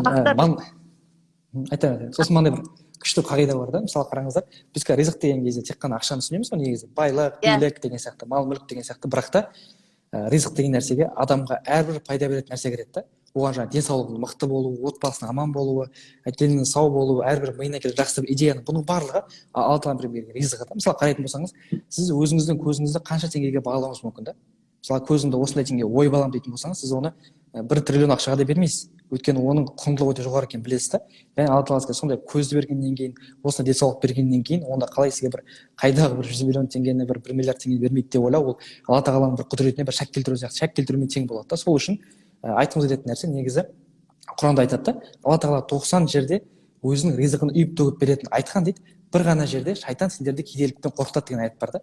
Біз сол 90 жердегі аятты ұмытамыз да, шайтан бізді кедейлікпен қорқытады деген аятқа жабысып аламыз дейді. Әйтеуір бір нәрсе болса, осы жерден кедей болып қалмайын ба, әйтеуір бір жерден қадалып қалмайын ба деген сияқты бір уайымдар болады. Сол үшін ешқандай уайымдарыңыз болмасын. Алла тағала маған ризықты бермейді екен деген сияқты ойлардан аулақ болыңыздар. Барша айтатын нәрсе болса, Алла тағаланың әл-уахаб, өзінің ризығын үйіп төгіп беруші, әр-разақ, яғни ризық ешқандай есепсіз ризығын үйіп төгіп беруші екен, кәрим, жомарт екен, жаңағы әл-уаси, өзі кең екен, мәннан екен, ешқашан ұмытпаңыздар. Алла тағаланың ризығын үйіп төгіп беруші екен, миыңызға құйып алсаңыз болғаны, 100% гарантия беремін, сіздің басыңыздан әрбір проблемалар арылатынына. Өйткені бұл менің сөзім емес, бұл діннің иләһи Алладан келген дін болғаннан кейін ешқандай күмәнсіз айтуға болады да. Тайм менеджмент деген нәрсеге бір нәрсе қосып айта кетейін. Осы мен жаңағы тайм менеджмент, мен өзім кішкентай кезімнен неге екенін білмей түнімен күнім ауысып кеткен адаммын да. Түнімен өлең жазамын, айтысқа дайындаламын, сөйтіп жаңағы кешкесін ұйықтап әдет болып кеткен ба, бала кезімнен сондай. Бірінші жаңағы сабаққа, таңертең сабаққа бару деген маған өте қиын болды. Білесіз ба, мен елбасының кездесуіне кешігіп барғанмын ғой. Елбасымен сол кезде мемлекеттің президенті 8 наурызға кездесуге шақырған кезде сағат 9-да бол деген жерге 10:30-да барған ғой. Енді 15-20 минут кешігуге болады енді. 1,5 сағат кешігіп бару деген бүкіл Ақорда аласапыран болып енді жаңағыдай. Сонда ана кісі айтты, сен неге жауапкершілігің жоқ адамсың деп та. Содан осы ұйқыны жөндейін, осы жаңағы режимге қалыптасайын деп мен оқымаған нәрсем жоқ. Тайм менеджмент дегенді оқимын, мынаны оқимын, ананы оқимын, мынаны оқимын. Сөйтіп жүрген кезде мен бәрін оқыдым. Бірақ менің ұйқым реттелмейді да. Ұйықтай беремін. Күндіз ұйықтаймын да. Одан кейін мен терапия жасадым. Терапия жасаған кезде менің күндізді жақтырмайтындығымды анықтадық. Өйткені неге? Себебі былай есіме түсіргенде бала кезімде біз ана күндіз жұмыс істей береміз ғой. Түнде ешкім жұмыс жасамайды ғой. Сонда ана миымда күндіз түнде жаңағы тыныштықты пайдаланып қалайын. Кино көруге, телефон шұқылауға нәрсе қалып кеткенде күндіз жұмыс істегенше ұйықтайын деген сияқты бір сондай бір неправильный установка болды. Содан қызық болды. Мынандай ғана бір дүниені естіп қалдым да, таң намазынан кейін ұйықтамаған дұрыс деген. Сол таң намазынан ұйықтамасаңыз, сол кезде барып мен ана уақыт жетпейді деген дүниені осы таң намазынан кейін ұйықтамау деген қағидан миыма сіңіріп, таң намазына тұрғанда дәрет аласың, намаз оқисың, ұйқың тағы ашылып кетеді. ұйқың ашылып кетеді. Сонда менің көзім жеткен тайм менеджменттің көкесі кәдімгі 5 уақыт намаз екен ғой деп ойладым. дәл солай. Біздің істерімізді жүзбай жүргізетін нәрсе, біз бүкіл жұмыстарымызды 5 уақыт намаздың арасынан ыңғайлап қойсақ қой. Біздің жұмыстарымыз кәдімгідей берекесін береді да. Асырдан кейін осыны істеймін, 5-нен кейін осы нәрсені жасаймын, ақшамнан кейін былай жасауым керек, құптан кейін осылай істеуім керек дейтін болсаңыз, онда сіз бүкіл уақытыңызды Алла тағала сізге парызылған 5 намаздың арасына қоятын болсаңыз, онда бұдан артық тайм менеджмент жоқ та. Өзі пайғамбар айтады. Мынандай осы 5 уақыт намазға байланысты жаңағы осыдан алған тайм менеджмент жоқ деп қалдық қой, сол таң намазға тұрғаннан кейін менің өмірі уақыт жетпейді деген осы бірақ нәрсені таң намаздан кейінгі 3 сағат бар ғой, өзі таңғы сағат өзі 6:30-да шығып кетеді ғой таң намаз. Сол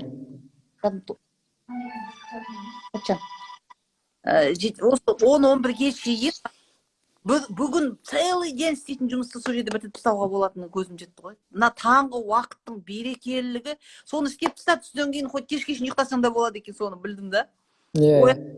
Кешке дейін ұйықтайсың, сағат 12-1-де тұрасың, ол кезде 2 сағат сол тамақ ішесің, іштен кейгі желанияң болмайды, ана ұйқы сені жібермейді, былжырап Red Bull ішесің, кофе ішесің, жаңа дофаминдерді ұрасың деп сақылдап.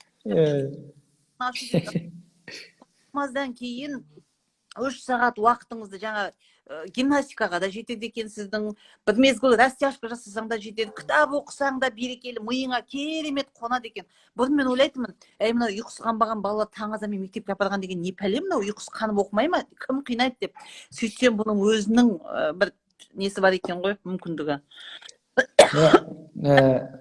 Мысалы бұл жаңа практикалық туралы айтып жатсыз ғой, таң намаздан кейін істерінің барлығы күшті жүреді, берекелі деп ше. Өйткені не үшін берекелі деген сұрақ қоятын болсақ, біздің таңғы уақытымызға пайғамбарымыз дұға қылған екен да.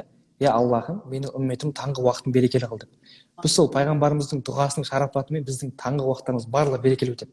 Кім болса әйтеуір осы сөзді миллион адамнан естідім да, таң уақытын таң намаздан жұмыс жасасам, біртүрлі уақытыма береке кіреді. Кітап оқысам, сіз айтқан сияқты, кітап оқысам да, басқа қылсам да, бүкіл күн істейтін жұмыстарым барлығы таңғы уақытта істесем, өте берекесі бол. Сол үшін бұл пайғамбарымыздың дұғасы болғаннан кейін бұл яғни шынымен де істеуге тұрарлық та. Сол үшін яғни біз таң намазынан кейін амалдар жасайтын болсақ, ең бір бұл нәрсе жалпы біздің діннен бөлек, мысалға батыстық ғалымдардың барлығының жақсы бір сөзі бар да, құрбақаны таңертең жеу деген ше. Өйткені таңертеңгі бүкіл жұмысың таңертең ыңғайлы уақытта бітеді, бүкіл жұмыс таңертең бітіргеннен кейін сенің бүкіл күнің қуанышпен шаттықпен өтеді дейді. Өйткені бүкіл жұмыс сен таңғы уақыттың берекесімен өтіп кетті уже болды. Сол нәрсенің бар, бүкіл қалай айтсақ болады, бір тайм-менеджмент кітаптарының 99%-ында осы бір қағида бар да. Мына жердегі мынандай сұрақ қойып жатыр, мына вопросыдан қоя берейін. Абылай мырза миллионерлер академиясында қай бағытта сабақ береді дейді? Менің бағытым жоспарлау, жеке тиімділік, тайм менеджмент. Оның ішінде міндетті түрде негізгі біздің ұстанатын нәрсе ниет дұрыстау, мақсаттарды айқындау, түпкі миссиямызды таба алу. Енді әркімге бір индивидуалды нәрсе ғой.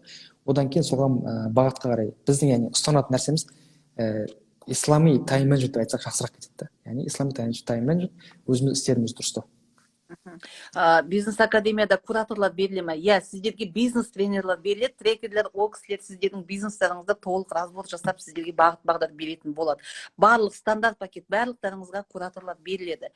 Екінші сұрақ, мынандай нәрседе, Абылай, біз өткенде бірінші менторлықты 45 күндік қылдық. 45 күндік қылған кезде 90% бізде өздерінің нишасымен келді да, чекті тез-тез өсіре салды. Бірақ біз жаңағы дофамин дегенде адамдарды асықтыруға болмайтындығын сол жерде байқадым да, біз осы жолғы интенсивті 100 күндік қылып қойдық. Өте керемет жаңа. 100 күн уақыт тайм менеджментті бекітуге, гормондарды қалыптастырып бекітіп тастауға, кәдімгі завершение дейміз ғой, закрепление дейміз.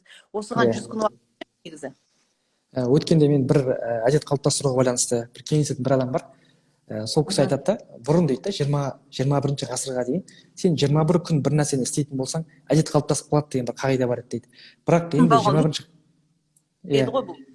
Бірақ сол айтады да, 21 ғасырдан кейін кейбір ғалымдар әдетке байланысты бұл нәрсені қазір жұмыс жасамайтын айтады дейді да. Өйткені қазір сенің бір әдет қалыптасып қалу үшін бір нәрсеге кемі 96 күн уақыт керек дейді. Яғни қазір бұрынғыдай 21 күнде емес, қазір әдет қалыптастыру бір нәрсені бойымызға сіңдіріп алу үшін 96 күнде 3 айдай уақыт керек екен дейді.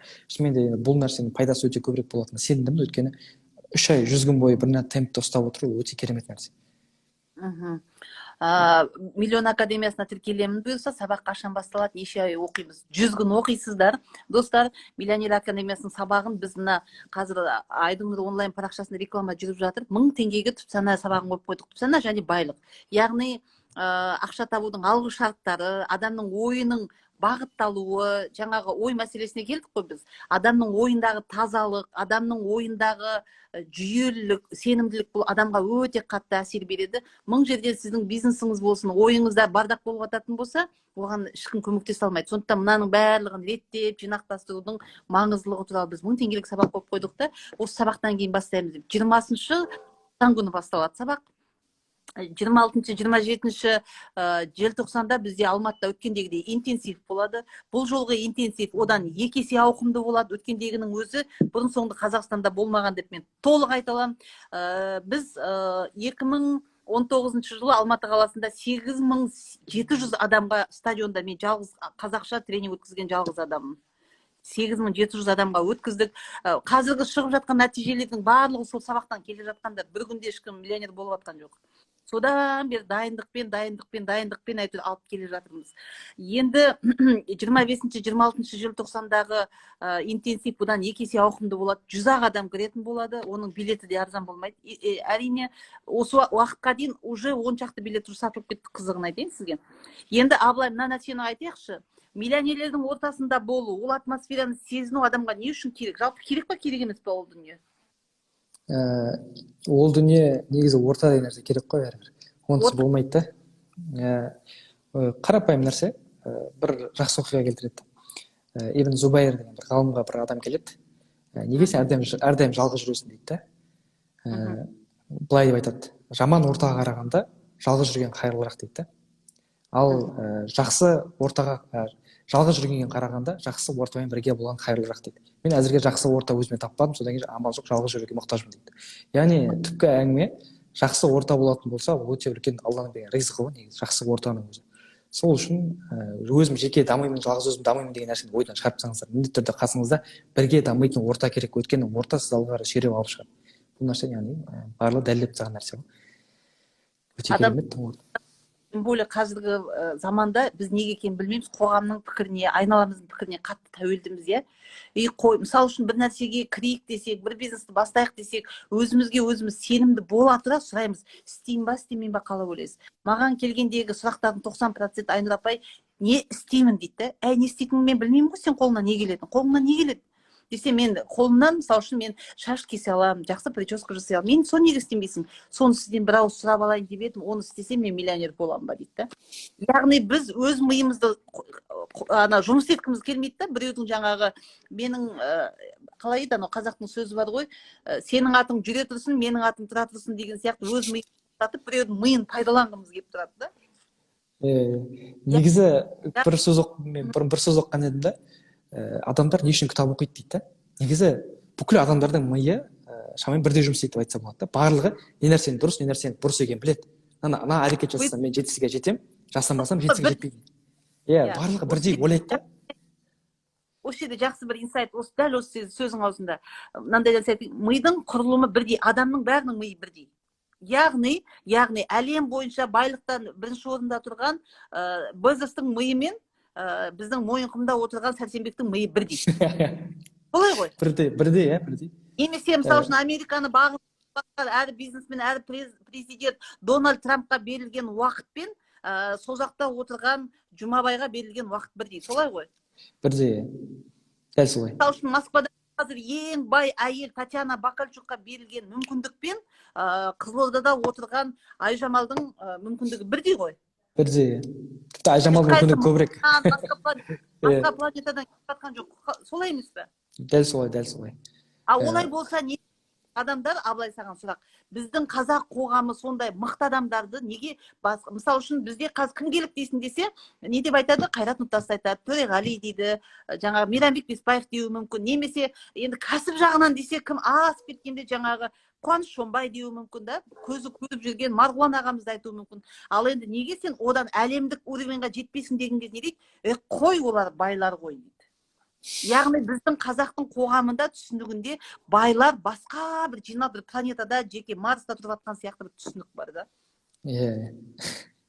негізі жаңа мәселе адамның мүмкіндігі туралы мәселені айтайықшы. Неге біздің миымызда мүмкіндігімізді шектеулер өте көп? Шектеулер көп болғанда біздің менің ойлауымша енді былай оқыған кітаптардан қарайтын болсақ, біздің миымыз туа біте шектеулі болып туылмайды ғой. Туғаннан кейін мысалы біз кішкентай кезімізде 6 жасымызда кім боласың десе ғарышкер боламыз дейсің ғой. Ол кезде миыңда ешқандай шектеу жоқ. Сен өзіңе сенесің, президент боламыз дейсің, ғарышкер боламын, әйтеуір кейін келе қоршаған ортаға қарай жаймендеп уже мақсаттарың былай жинала бастайды бір жерге отырып. Сен қоршаған орта сен миыңды шектеп тастайды. Яғни айтқым келіп отырған нәрсе, біздің алла тағала біздің миымызға мүмкіндік беріп қойған да. 100%, яғни қазір айта беріңіз. Сонда сенен күшті инсайт алдым.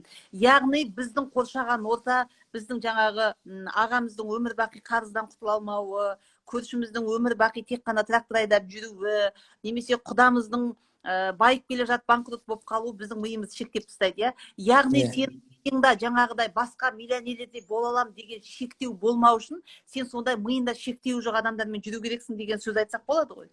Дәл солай. Келгендегі алатындарыңыз осы деп айта аламыз ғой? Айта аламыз. Сөзімді жалғастыра бер, кешірім өтінемін бөліп жатсам. Сол өте мықты жылдам дәрежеде даму үшін негізі мықты не керек дейді ғой, ұстаз керек дейді ғой. Сіз тәрбиелеп отыратын жаңағы ментор бола ма, консультант бола ма, сізге бір наставник бола ма, сіздің басыңыздағы миыңыздағы блоктарды шешу үшін деген әңгімені айтып тұрсыз ғой негізі. Сіздегі өте керемет. Жаңа айтқым келіп отырған нәрсе не ғой, әңгіме жаңағыдан неде шығып кетті ғой, бүкіл адамның миы бірдей деген әңгімеде ше. Мысалға дейді, алла тағала біздің миымызды былай жаратып қойды дейді. Ненің дұрыс екенін, ненің бұрыс екенін біледі. Кішкентай баланың өзі ше. Не нәрсе дұрыс бұрыс екенін. Бірақ адамдар дейді, өз-өзіне күмәнданған соншалық, оған бір влиятельный адам келіп, өзінің кітабында айту керек дейді. Ол өзі де біліп тұр, мына әрекет жасаса бай болатын, мықты болатын, бірақ та өз-өзіне сенбейтін болғаннан кейін, оны примерно сөзін сендіре алатын бір адам оққаннан кейін бар амал жасайды дейді. Өз әрекетімен жасаса болады, бірақ та өз-өзіне күмәнданғаннан кейін бір влиятельный адам келіп оны обязательно айту керек дейді. Сол кезде жасайды дейді. Сол үшін қазірден сіз өзіңіз біліп тұрсыз ішіңізде. Кез келген сұрақтың жауабы адамның ойынан шығады, соның жауабымен бірге шығады деген сөз бар да. Біздің жауабымыз әрбір адамның миының ішінде бірге болады да, бірақ өзіңіздің жауабыңыздан өзіңіз күмәнданып сұрақты әркімге қоя берудің пайдасы жоқ. Сол үшін өзіңіздің жауабыңызды өзіңіз де біліп тұрсыз ғой, қалай жасау керек екендігін. Өз сұрағымыздың жауабын басқалардың миынан іздейміз да. Дәл солай, соны айта алмай тұрмын ғой. Ана біздің Мұқағалидың керемет өлеңі бар, иә. Күпі киген қазақтың қара өлеңін шекпен жауып өзіне қайтарамын дейді да. Маған көп адамдар айтады да, сіз осының бәрін қайдан білесіз, қайдан? Мен айтамын да, бұл негіз біздің апаларымыздың бәрінің айтып отқан дүниесі ғой. Ешкім ала жібін аттама, ешкіммен ұрыспа, сыйла, сұрай берсең Құдай береді деген сияқты. Бұл бүкіл қазақтың білетін дүниесі да, бірақ ол адамдар апасын, анасын тыңдамайды да. Бұл қазіргі таңда өзі сондай бір үрдіс қалыптасқан, яғни ана білетін адамдардан сұрағысы келіп тұрады. Бұл яғни подтверждениені қалайтын сияқтымыз біз көбінесе. Дәл солай, біреу бізге келіп айтып берсе, қош болсын істе, жеткізесіз. Мысалға, өткенде бір кісі айтады да, қанша бір 3 миллионға ма бір сағат консультация алдым дейді, консультация біреуден. Сөйтіп, бір сағаттық болғанда енді жарты сағаттай болды дейді. Сөйтіп маған айтқан дейді да, сен Аллаға шүкір қыл деп айтты дейді маған.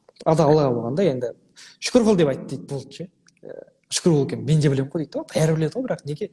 Бірақ соны айтқаннан кейін уже 3 миллион төлеп болғаннан кейін амал жоқ шүкір қылу керек болды дейді. Сөйтіп мен төлеп қойдым ғой дейді да, сөйтіп шүкір қыла бастадым, ісім алға басып кетті деген әңгіме ғой. Енді сіз оны өзіңіз де біліп тұрсыз, бірақ бізге именно бір нәрсені біреу айтқаннан кейін барып істеп кетеміз да. Білмеймін, ол нәрсе бір Омар Жәлел ағамыз танисыз ғой. Сол кісінің сұхбатын тыңдап қалдым өткенде. Айтады да, мысалы қазақ көп қиындық көрді дейді да. Кезінде жаңағы репрессия болды, одан кейін соғыс болды. Оған дейін біздің кішкентай баланы қазақ былай тәрбиелеген дейді да, сен ертең еліңнің мақтанышы боласың, үлкен азамат боласың, осындай адам боласың деп сөйтіп, бірақ кейін қанша қиыншылық көргеннен кейін сен әйтеуір аман болсаң болды деген сөйтіп өсірді дейді да баланы. Көз алдымызда аман болып жүре берші деген сөйтіп өсірді дейді. Бірақ сол нәрсенің кесірінен енді қазір бала қалай өсті дейді, мен әйтеуір аман жүрсем болды екен деп өсті дейді. Яғни бұрынғыдай сен еліңнің мақтанышы болуың керек, еліңді алға сүйреу керек деген сияқты амбициямен өсірмейтін болды кішкентай бала. Бірақ қазір енді Аллаға шүкір ол нәрсенің барлығы артта қалғаннан кейін қайтадан елім үшін, жерім үшін дейтін адамдар қайтадан пайда болып жатыр. Ол өте қатты қуаныштымыз. Сол нәрсе ғой. Түпкі тамыры. Сұрақ қойып та вопросыға самооценканың түсуіне ықпал ететін не нәрсе дейді. Самооценканы түсіретін негізіне достар, ол сіздің тұрмыстық әл-ауқалыңыз емес, материалдық жағдайыңыз емес, түр басыңыздағы кемшілікті түсірмейді самооценканы. Негізінде түсіретін ол қоршаған ортаның шектеуі, сізді кемсіту көбінесе. Сіз егер оны қабылдасаңыз, самооценкаңыз түсе береді. Мысалы үшін көп адам айтады, мен самооценкам неге төмен? Өйткені мен дейді, менің көзім қылый деген сияқты сөз айтуы мүмкін. Немесе менің ырға тілім келмейді деген сияқты. Мысалы үшін біздің кішкентай кезімізде туғаннан көзіміз қылый болып туылады ғой, ол деген туа бітті дүние болады. Бірақ сен кішкентай кезіңде көзім қылыйды, далаға ойнамай қалмайсың, елдің алдына шықпай қалмайсың да. Максимально сен өзіңді көрсетесің. Сен өзіңді адам өзі туғанда ерекше болып туылдым деп ойлайды негізінде. Бірақ сол кезде анау айтып, сенің мына жерің мынандай сондай деген сияқты біздің самооценкамызды түсіріп тастайды да. Кішкентай балалар тіпті мұрнынан мұрын боқ ақса да өзін бақытты сезініп жүре береді. Өзін жалаңашта жүре береді да. Енді бұл енді самооценканың. Яғни біз өсе келе мынауың ұят болады, мынаны бүйтпе, мынаны сөйтпе, көзің бүйтіп тұр, шашыңды тара деген сияқты ести бергенде қоғамнан өте көп шектеуді естіп, самооценканы түсіріп тастайды. Самооценкасы төмен адамдар не бизнеста, не отбасында, не өмір тыныс-тіршілікте көбінесе жетістікке жете өте қиын. Яғни ол адамдар өзін түкке қабілетсізбін деп есептейді. Самооценканы көтеру туралы біздің исламда қандай хадистер бар, Абылай? Көп қой ислам түбегейлі соған қоршалған ғой. Мысалға дейді да, имам Шафидің жақсы бір сөзі бар. Мысалы қазір біз критикадан қорқасың, анау не дейді, мынау не дейді деп әйтеуір бір нәрсе басталса келетін болса, баяғы көршісі не дейді, досы не дейді деп қорқасың ғой әйтеуір. Соған имам Шафидің күшті бір жауабы бар да. Адамдардың тілінен аман қалам деген нағыз жынды адам дейді да, яғни есінен адасқан адам дейді. Өйткені Алла туралы да, ол алда үштің үшеуі деп айтқандар болған, пайғамбар туралы да, ол сиқыршы деп айтқандар болған, Алла туралы, пайғамбар туралы да сын айтып жатқан кезде сен өзіңді сыннан аман қалам деп ойлайсың ба дейді. Сол үшін адамдардың сөзін тастап, өзіңе пайда беретін нәрсеге барынша ұмтыл деген сөзді үлкен біздің ислам ғалымы имам Шафидің сөзі бар да. Яғни бір айтқым келіп тұрған нәрсе, бұған қоса тағы бір ғалымдардың сөзі бар. Кімде-кім өз-өзін жақсы таныса, онда ол туралы ешкімнің қандай да бір әңгімесі қызық емес дейді. Бұған бір қарапайым мысал айтайын. Керемет. бір кісінің айта беріңіз.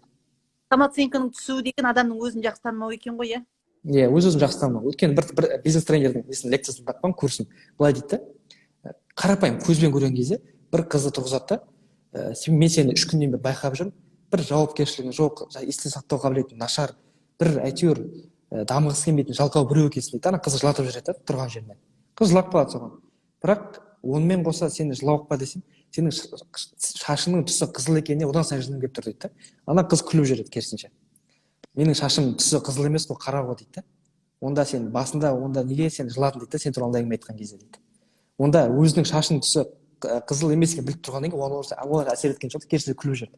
Ал оған дейінгі айтқан сөздерін ол өзін сөйтіп ойламағаннан кейін жылап жүрді деп айтсақ та болады. Қарапайым әңгіме, сен өз-өзіңді шынайы танымағаннан кейін біреу саған былай деп айтса, солай деп өз-өзіңді күмәнданып қалуың мүмкін. Бірақ ол нәрсені бізге тыйым салады да. Өйткені Алла тағала сізді таңдап осыны жаратқаннан кейін айтады да, сіздің осы дүниеге келу ықтималдылығыңыз бұл шамамен қалай еді, бірдің бір триллион дәрежесіне мүмкін емеске жақын. Сіздің мына дүниеге келуіңіздің ықтималдылығы ше. Сіздің әке шешеңізді былай бір-бірімен табысу, ата анаңызды табысу, былайша айтқанда Алла тағала сізді бұл дүниеге лайық жаратқаннан кейін біздің самооценкамыз түсіру, бұл Алла тағалаға бір рахметім, күпірлігіміз деп айтсақ та жақсы не болады да. Күпірліктен қалай? Шүкірліктің антонимі ғой. Алла тағала сіз, мысалы бір ғалым жақсы бір сөзі бар да. Сен ойлап қарашы дейді. Алла тағала саған тек қана бүкіл миссиялар тек сен ғана болған 2 періште жатып қойды дейді. Сені жақсы амал, жаман амал жазатын дейді. Ол 2 періштенің бүкіл өмірлік миссиясы тек сен ғана дейді. Алла тағала сен сондай бір керемет қылып бүкіл қасың қаншама періште болып болғаннан кейін сен қалайша өз-өзің самооценкаңды өзің сүресің дейді. Сол нәрсе дұрыс емес.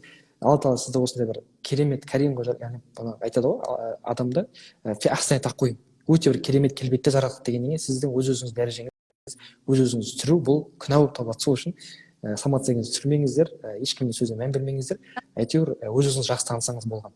Өз-өзінің самооценкасын түсіру, өз-өзін кемсіту бұл Аллахтың жаратылысына күмәнмен қарау, Аллахқа деген. Дәл солай. Аллахқа деген ренжісің. Аллахқа деген сенің күпіршілігің көп болса, сен самооценкаңды төмен өзіңді бейшара сезініп жүресің. Сен не шүкіршіл боласың, не күпіршіл боласың, екінің біреуі. Екеуі біреуі. Самооценкаң жоғары, күпіршіл болған сен самооценкаң. Марлон ағамыз жақсы бір сөз бар да. Кімде-кімнің самооценкасы жоғары болса, оны Алладан басқа ешкім де аяқтан шала алмайды дейді. Яғни ол адамды тоқтату мүмкін емес дейді. Самооценкасы жоғары болса болды. Сол үшін самооценкаңызды көтере беріңіз. Мен жақсы. Бірақ байланысты сенде сабақ бар ма? Айтасың ба сен самооценкаға байланысты ертеңгі сабақта? Айту керек екен, осы жерде түсініп тұрмын негізі. Мен бұл нәрсені елемеппін да, айту керек екен. Бірақ бұған қоса толыққанды айтып өтейік. Сосын мынандай бір кішкентай мәселе бар. Самооценкамызды қатты көтереміз деп, самооценканы көтеру дегенді біз біреудің самооценкасын түсіру деп есептемеу қажет. Яғни тәкаппарлыққа беріліп кетпеу керек қой. Мысалға, менің самооценкам жоғары екен деп біреудің самооценкасын түсіріп тастамау қажет та. Мен одан артықпын деген ойдан аулақ болу керек. Сіз яғни күшті бір сөз бар да. Ешкімге еш нәрсе бәрі де Аллаға тән болғаннан кейін ешкімнен артық емес, ешкімнен кем емес. Сол үшін де сіз самооценкаңызды қатты көтеремін деп тәкаппарлықта да беріліп кетуге болмай, жай ғана өз-өзіңізді дамыта беріңіз деген әңгіме келеді. Өзіңізде жоқ қасиетті алып алып, немесе өзіңіздегі өзіңізді артық басқалардан артық көру деген дүние ғой, өте сақ болу керек. Сақ болу керек. Өте көп та, өйткені самооценканы көтеру арқылы менің самооценкам бәрінен жоғары, мен сұмдық екенмін деп басқаларды төмендететін болсаңыз, көтерілетін болса өте қауіпті. Сондықтан бұл нағыз мамандарға жүгінген жөн. Абылай мына жерде сұрақ қойып жатыр. Махаббатқа мұқтаж адам Аллахтың қай есімін айтқаны жөн дейді. Абылай мырзаға сұрақ дейді, вопросы да тұр. Әл-Уәдуд деген есім бар ма? Сүйіспеншіл деген есім бар. Алланың есімдері деген тақырыпты қосу керек пе екен, білмей тұрмын. Өйткені біз Абылай ол міндетті түрде, ол бірінші кезекте бір осыдан бастау керекпіз негізі сабақты. Өйткені біз жаңа айттық қой, миллионерлер академиясына түскендердің барлығы миллион деп атайтып тұрғандай, сол миллионнан басталған сол қаржының потогын ашсақ, ақша тапсақ деп келіп жатыр. Ал енді жаңа біз айттық қой, егер Аллахты танымаған адам, Аллахтың жомарт сипатын білмеген адамға мен бере алмаймын ақшаны, сен бере алмайсың, ол бекершілік қой. Ол адам өзі тану керек қой. Мен танығаным менің оқушыларыма нан болмайды ғой, шындап келгенде, сондықтан Аллах кәдімгі толық тоқталып осыған бір сабақты біз міндетті түрде, бір емес, даже екі сабақты арнау керекпіз. Жомарт екеніне, ризық беруші екеніне, оның қаһарлы екеніне, оның рахман, оның рахим, оның сабырлы екеніне, оның самат, қадір, қабир, малик, халик деген сияқты бәріне тоқталып біз осыны білген кезде, менің ойымша даже бізге психологтың да керегі жоқ болатын шығар деп ойлаймын. Аллахтың 99 есімін жатқа біліп керек кезінде пайдаланатын адамға енді Аллахтың өзі көмекке келіп тұрса, психологтың көмегі саған не үшін керек, түкке де керегі жоқ та, шындап келгенде енді. Сондықтан мына жерде тағы да қойыпты, Марғұлан мырзаны айтып қалдыңыз дейді. Кайдзен жоспарлау туралы интенсивте айтыла ма дейді. Интенсив емес, академия, шатастырмаймыз. Айтылады. Біз айттық жаңа миссияға қатысты тарау болады дедік қой. Біз миссияға қатысты міндетті түрде кайдзенда икигай деген жүйенің қағиданы қоямыз да. Икигай деген оны бір құрал ретінде ғой. Біз тек қана соған жүгініп кетпейміз, бірақ кайдзеннің ішіндегі тайм-менеджмент канбан тақтасы бар. Бір-екі сол кайдзеннің құралдарын міндетті түрде пайдаланамыз, бірақ толықтай емес. Менің кайдзен туралы толықтай сөйлеуге құқығым да жоқ негізі. Сол үшін мен кайдзеннің бүкіл техникаларын қолданбаймын. Жаңа Марғұлан ағаның системасы мен икигай мен канбан тақтасын барынша қолдануға тырысамыз. Бұны міндетті түрде қосамыз сабаққа. Бізде Абылай мырза біздің Айдындар академиясының қазір миллионерлер академиясының, Айдындар академиясы емес, кешірім өтінемін, қазір спикер бізде тайм-менеджмент бойынша, жаңағы кайдзен жоспарлау бойынша, гормондар бойынша, одан кейін жаңа естідіңіздер самооценка бойынша бірнеше бағытта сабақ береді.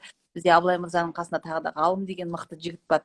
Енді қазақтағы қазір ең мықты жігіт өзіме алдым деп ойлаймын. Біз көптеген спикерлерді зерттедік. Енді ешкімді кемсітуге менің хақым жоқ. Жалпы талғам деген дүние бар. Менің талғамыма сай келетін адамдарды алсам деп ойладым. Не үшін? Өйткені мен өз оқырмандарымның запросын уже біліп қалдым қазір. Біліп қалдым да, сол үшін қазір біздің оқырмандар көп нәрсеге дайын, былайша айтқан кезде. Біздің оқырмандар көп білімнің басын қайып тастаған, шын айтсақ. Негізінде, бірақ біз жайлап қазір өзімнің де оны жасырып қалып, әдейі соңына сақтағандығым емес, осы бүкіл бизнестің да түп төркінін, бүкіл тайм-менеджменттің түп төркінін, көп нәрсенің түп төркінін біз ислам арқылы жеткізіп жатырмыз. Не үшін деген сұрақ туады. Не үшін мен Трейсидің ілімін алып аударып бере салмаймыз біз? Не үшін Кехон аударып бере салмаймыз да, сол Кеханың бағытында жүрген 5 қызды әкеп қоя салмаймыз спикерлікке деген сұрақ туады. Өйткені мынандай хадис бар. Жүректер тек қана Алланы еске алумен тынышталады дейді. Яғни ешқандай байлық, ешқандай ақша адам жүрегіне тыныштық әкелмейді. Менің өзімнің, білесіздер ме, жеке консультация менің 200 мың теңге тұратын. Бірақ мен консультация жасамаймын қазір. Сонда мен 200 мың теңге деген үлкен ақша ғой. сонда 200 мың теңгеге маған келетін 99% ақшалы қалталы адамдар болды. Сонда олардың келгендегі бірінші несі менің бақытты емеспін. Мен өмірден шаршадым деп келеді. Ақша бар, шетелдің түп төркінін көріп тастаған. Міне осындай бір хайырсыз байлық кеп қалмасын. Енді кез келген адамның ақша таба алатын мүмкіндігі бар. Біріншіден, екіншіден, Аллах тағала байлықты сүйген құлына да, сүймеген құлына да береді ғой. Сондықтан біз сіздердің Аллахтың сүйіктілерінен қатарынан болса екен, яғни сіздерге келген байлық сіздердің жүректеріңізді қинамайтындай, жүректеріңізді аласапыранға түсірмейтіндей берекелі байлық болса екен деп тілейміз. Сол үшін біз міндетті түрде мына ата-ананы қабылдау, тағдырды қабылдау, өзіңнің самооценкаңа өзіңнің көңілің толатындай сондай сабақтар бергіміз келеді. Яғни біздің мақсатта бірінші кезекте достар, басқа академиялардан, басқа бізде қазір көп қой, ресейлік көптеген марафоншылар бар. Қазір мысал үшін бізге мынандай айтады да, ой, мынау алаяқтар бір нәрсе деп айтып жатады енді. Осы сабақты етақтап білесің, ақымақ халық осыларды тыңдайды деген сияқты сөздер айтылады. Қарап отырсаңыз, Ресейдің бүкіл мотиваторлар Қазақстанда сабақ беріп жатыр. Тіпті Джон Кеханың өзінің қазір оқушыларының ішінде қазақтар толып отыр, қарасаңыздар. Неге бүкіл әлем қазақта айналып жүр? Өйткені қазақ дегеніміз қазіргі мына бір мұнайдың бір қазбасы шығып жатқан бір қазба байлыққа ұқсап тұрды. Халық аш мотивацияға, халық дайын тұр жұтуға, осы моментті пайдаланып қазір әркім бір келіп жатыр. Қазір біз мынандай рыноктан дәл біз шығып кететін болсақ, бас салатын адам табылады. Халық мотивациясыз қалмайды. Мотивация беретін адам жетеді. Әлемде де, Ресейде де, СНГ-де толып жүр қазір. Сондықтан да біз не істейміз қазір? Біздің миссиямыз өзіміздің менталитеттен шығармау оқырмандарды. Өзіміздің ата дініміздің ауқымында тәрбиелеу негізінде. Осындай бір миссияны мойнымызға алып жатырмыз. Сол үшін біз қазір осы ислам бағытында оқыған балаларды, 5 уақыт намазы бар, ниеті дұрыс балаларды, яғни мен бір подругам айтып еді, шайтанның крупный әскер боласың ғой, сен әскер болсаң деп. Өйткені біздің арамызда бізді 3.900.000 адамды мен қазір адастырып жібере алады екем да. 1.900.000 адамның мені тыңдап отыр, әр эфирден кейін бізді 40-45 мың адам тыңдайды өзі. Сонда бір сағатта мен 40 мың адамды не адастырып жіберем, не тура жолға салып жіберем. Енді тура жолға салып мен емес қой, мен арқылы Аллахтың хақ дініне келуіне ықпал етуіміз әбден мүмкін да. Сол үшін де мен қазіргі таңда техникалар деген нәрсеге өте мән беріп жатырмыз. Бұрынғы қателескен жерлерімізді жайлап реттеп жөндеп алып келіп жатырмыз. Өйткені мен үшін ең дұрыс дүние, ең бірінші мен адамдарды ақша табуға емес, жүректеріне тыныштық табуға үгіттеген болар едім. Яғни жүрегіңде тыныштық болмаса, ол ақшадан сізге пайда жоқ. Қаншама байлар өз-өзін суицид жасап жіберіп жатыр, мысалы көріп жатсыздар, иә.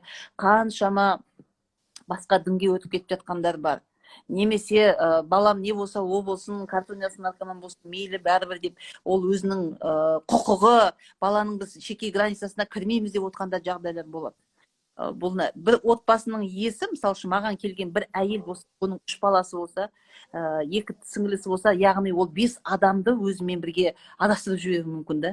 Ол тек қана 3 миллион адаммен шектелмейді, оның артында үлкен ауқымды аудитория бар ғой. Сол үшін біз ертеңгі сабақтарда бірінші кезекте осы Алланың 99 есімі деп не үшін айтып жатырмын? Жүректер Алланы еске алумен тынышталады, достар. Бұл менің 44 жыл бойы тыныштық таппай, анаған барып, мынаған барып, ажырасуды өткізіп, банкрот өткізіп, айтысқа барып, тойға кетіп, әр салада жүрген кезде көзім жеткен дүниесі осы. Егер Аллахқа жақындамасаңыз, мен бақытты боламын, ұшып кетемін, анау-мынау деген әңгіменің барлығы бекершілік. Әлемді танытып жатқан небір жұлдыздарды көресіздер, небір спорт жұлдыздарын біліп жатсыздар. Исламға келгендердің өміріне қараңыз, исламнан кеткендердің өміріне қарап өздеріңізде қазір мен ойлаймын анализ жасай аласыздар деп ойлаймын. Кеше ғана феншуй дінге қарсы ма дейді, ойбай, феншуй дінге қарсы ма деген, арақ халал ма деген сияқты сұрақ болды ғой мынау. Мынандай нәрсе бар, кеше ғана Абылай оқыдың ба, оқымадың ба, кезімізде біздің пайғамбарымыз саллаллаху алейхи уассаламды карикатура жасап, мазақтап, қайта-қайта картинасын салып бір кісілер шықты ғой. Сол кісілердің кеше ғана бір авариядан өте бір ауыр халде қайтыс болғанын айтып жатыр енді әлемдік ақпараттар. Бұл адамнан келіп жатқан емес, бұл Алладан келіп жатқан залал ғой.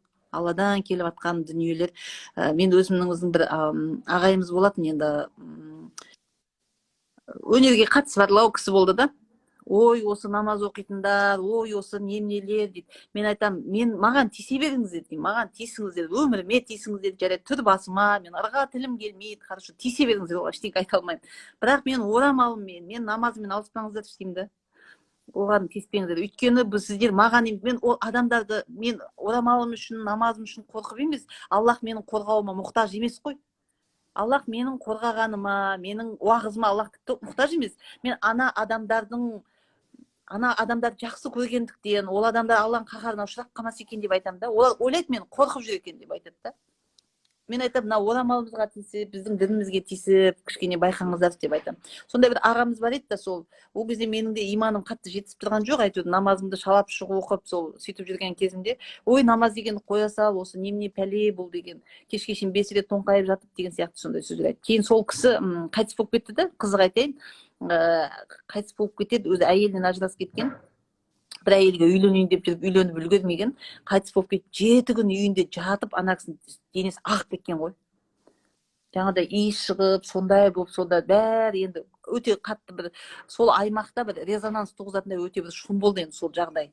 Енді субханалла, Аллах кешірсін, бірақ мен ойлаймын, енді ешкімнің атынан ғайбат айтқым келмейді, ешкімді сөккім де келмейді, бірақ адамзат баласының, бізді тыңдаған елдердің иманына, солардың мінезінің дұрысталуына ықпалымыз тисе екен, кесіріміз тиіп кетпесе екен, зиянымыз тиіп кетпесе екен деп қатты қорқамын. Сол үшін біз мына сабақтардағы спикерлерімізге оның ақидасы дұрыс, айтатын жөні түзу болғанын қатты қадағалап жатырмыз достар.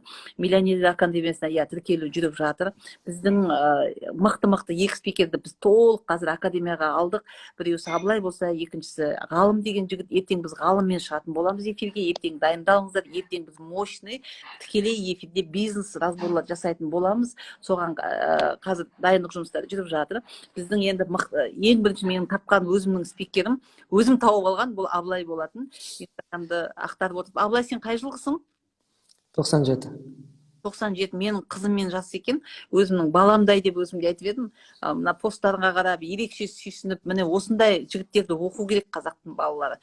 Жасөспірім балаларға арналған, менің ойымша біз тренинг өткізу керек Абылай деп ойлаймын. 14 жас пен 18 жастың арасындағы балаларға арналған. Өйткені қазір бүкіл бала шаға қазір ата-ананы тыңдамайды. Балаға сен қазір телефонын алып қойшы, сен өлтіріп қойғанға дейін барады. Бүкіл біздің ұл қыздарымызды қазір интернет тәрбиелеп жатыр. Ол не көріп жатыр, сен білмейсің. Әр телефонда пароль бар. Сен балаңнан парольді ала алмайсың. Өліп кетсең, сен ала алмайсың. Шындап келгенде. Ол саған бағынбайды да, тыңдамайды да. Өйткені оның ішінде, ол не үшін жасырады? Значит, жасыратын нәрсе бар ол телефонның ішінде де. Сондықтан біз осындай бір қиын кезеңде тұрмыз. Сондықтан біз максимально қоғамды тәрбиелеуге біздің қақымыз, құқығымыз жоқ шығар. Бірақ осы аудиторияны пайдаланып, білгенімізді айтуымыз керекпіз деп ойлаймын, Абылай. Дәл солай. Сонда ақпараттарың үшін үлкен рахмет. Саған өте үлкен сұрақтар келіп жатыр. Мынандай сұрақ келіп тұр. Мына жігіттің дауысы, білімі қандай керемет, қазақшасы да керемет екен дейді. Сіздер Абылайдың қазақшасын естіп отырса, сіздер Абылайдың арабшасын естісеңіздер ғой. Енді қазір ой алла, арабқа сатылған вахабит, сәләфит деген бір қуған бір әңгімелер шығуы мүмкін.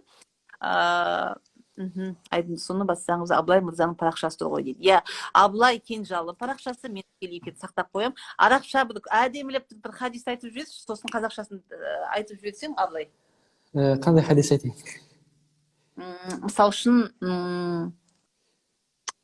Мысалы үшін садақаға байланысты бір хадис.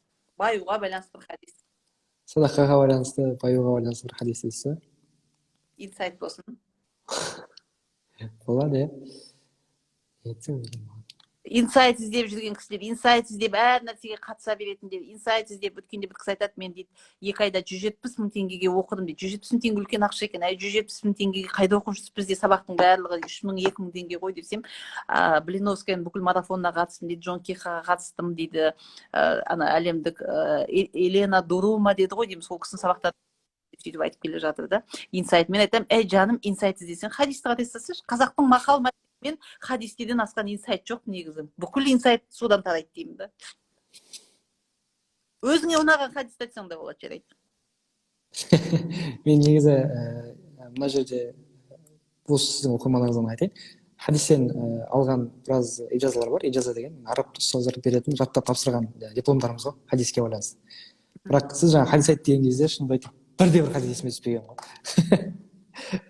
Енді біз көбінесе қозғаған тақырып енді Бұхаридің кітабында бірінші болып тұрған және де қаншама хадис кітаптарда бірінші болып аталатын хадисті айтайын. Бұл ниет жайлы хадис. Бұны бізге омарда жетеді. Иннамал аъмалу бинният ва иннама ликулли имриин ма нава деген хадис. Әрбір амалдар расында амалдар ниетке байланысты және де әрбір адамға тек ниет еткені ғана нәсіп болады деген хадис. Алдағы уақытта хадисті көбірек айтуға тырысамыз. Мына жерде деген шынымен де ауызға ешқандай хадис келмей қалған.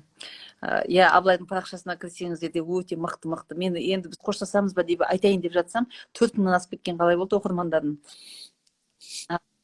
Миллион академиясында Абылай қанша сабақ береді дейді. Абылай өзің айта қойшы. Негізі өткен жолғы методика құрылған кезде 7 сабақ деп белгіленген еді, бірақ 10 сабаққа қосуын сұраған едім. Өткен 7 сабақты қамту өте қиын болады деп, сол үшін сәл әлде де көбейтек деп 10 сабақ, бәлкім 10-12 сабақ болатын шығар шамамен. Мынандай сұрақ бар екен. Жаман ақпараттарды қабылдап, менде болып қала ма деп қорқу неден болады дейді Абылай. Жалпы қорқыныштар туралы көп сұрақ қойыпты. Ипохондрик деймін, бір ауру бар ғой. Кішкентай бір жері ауыра қалса болды, мә осы рак емес пе екен, бір жері ауыра қалса болды, туберкулез емес пе екен деп әрбір нәрседен қорқа беретін ауру ше. Бұл нәрсенің жақсы бір емі бар дейді. Ең бірінші емі, бұл бір ауруға қатысқан айта берейін. Ең бірінші жақсы нәрсе, қай жерің ауырса да ең бірінші қағида ауруың жайлы Google-ға жазба дейді болды. Ауруың бір синдромдарын айтып Google-ға жазбасаң болды, әйтеуір жай ғана бір өзінің маманына барып тапсырсаң болады дейді. Өйткенде Google-ға қандай да ауруың жазсаң, түбі сені ракқа апарып тірейді, немесе бір туберкулез, бір үлкен бір ауруларға апарып тірейді. Сол үшін әрбір нәрседен қорқа бермеңіз. Алла, яғни ісіңізді Аллаға тапсырсаңыз болған. Сіз ешқандай бір қорқыныш сізді қатты мазаламау керек та. Өйткені айтады ғой мысалға, сен ұшаққа отырған кезде пилоттың кім екенін білмейсің, бірақ соған сенесің ғой дейді. Қарапайым таксиге отырған кезде сен водитель кім екенін білмесең де үйіңе аман есен апарып тастайды деп сенесің ғой дейді.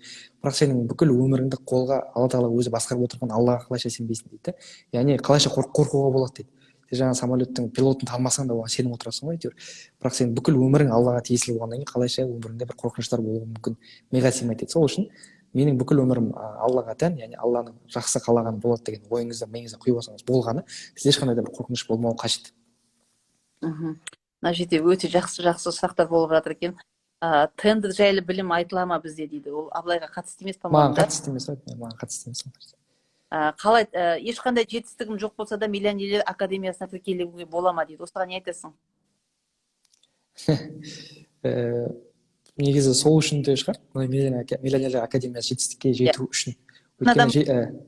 Жеткен адамға не керегі бар дейсің ғой? Иә, сол ғой. Ана күшті қағида бар. Брюс Уиллис сөз болу керек. Негізі бір нәтиже шығу үшін дейді, бір ұстазға баратын болсаң, сенің миың бос болып барған дұрыс дейді. Өйткені толып қалған нәрсеге бір ақпарат салу өте қиын болады дейді. Сол үшін жетістікке жеткен адамға не айтуға болады, ол миға сыймайды. Сол үшін жетістікке жету дегеннен бөлек әлі осы салаға енді кіріп жатқан адамдар болатын болса, тіптен ең қажет нәрсе ғой. Бізге ақпарат қабылдау өте жеңіл болады, тиімді болады. Абылай, үлкен рахмет. Біз бұнымен келіп қалмаймыз. Академияның сабағы басталғанша біз тағы да бір дайындықпен мықты бір жүйелеп, жоспарлап тағы бір эфир жасаймыз деп ойлаймын. Біз эфирді сақтап қоямыз, достар. Сондықтан көріңіздер. Абылай, саған сәттілік тілеймін. Біздің Айдын академиясының спикері. Абылай куратор бола ма деп жатты. Жоқ, Абылай куратор болмайды, Абылай спикер болады. Кураторлыққа біз жеке әр саланың өз маманы бар. Сондықтан спикер болады. Бұйырса Абылаймен әлі жоспарлар өте көп. Сондықтан парақшасына жазылыңыздар. Абылай Кенжалы парақшасы. Access Bar туралы айтасыз ба дейді. Енді ондай Access Bar дейді, анау дейді, мынау дейді. Ондай дүние өте көп. Сондықтан біз миымызды әр жаққа жүгірте бермейік. Қазір кішкене миымызды жүйелеу керек. Бір нәрсеге тоғыту керек. Өйткені мына миың Ауғанстанда, мына миың Америкада отыратын болса, сен қайсысына баратынын білмей, ешқашан бір жүйеге келе алмайсың. Сондықтан бізге қазір жүйелілік керек. Жаңағы аурудың аты қандай деген сұрақтар келді. Ипохондрик дейді. Синдром ғой, ауру емес.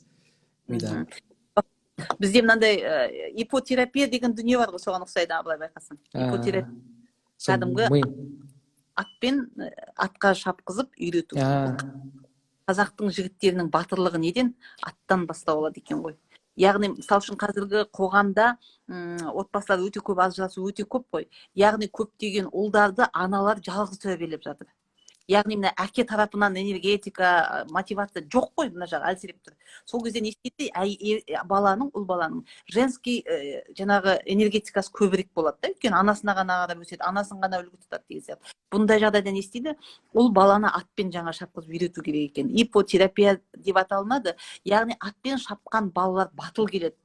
Байқасаңыз, мына атқа шапқан кезде иықты былай отырып шабады ғой. Мына иық өседі екен. Қазақтың бір сөзі бар ғой. Жауырыны қақпақтай, жұдырығы тоқпақтай деген сөз бар. Бұл енді нәзік жігіттерге арналмаған сөз ғой. Бұл енді батыр жігіттерге арналған сөз. Сонда біз жаңағы сіз айтқан ипохондрик дейді, осы дүниенің емі, осындай әр нәрседен секем алып қорқа беретін болсаңыз, ипотерапияға барсаңыз, аптасына, мен өзім соны қолға алып жатырмын абылай. Машалла, керемет.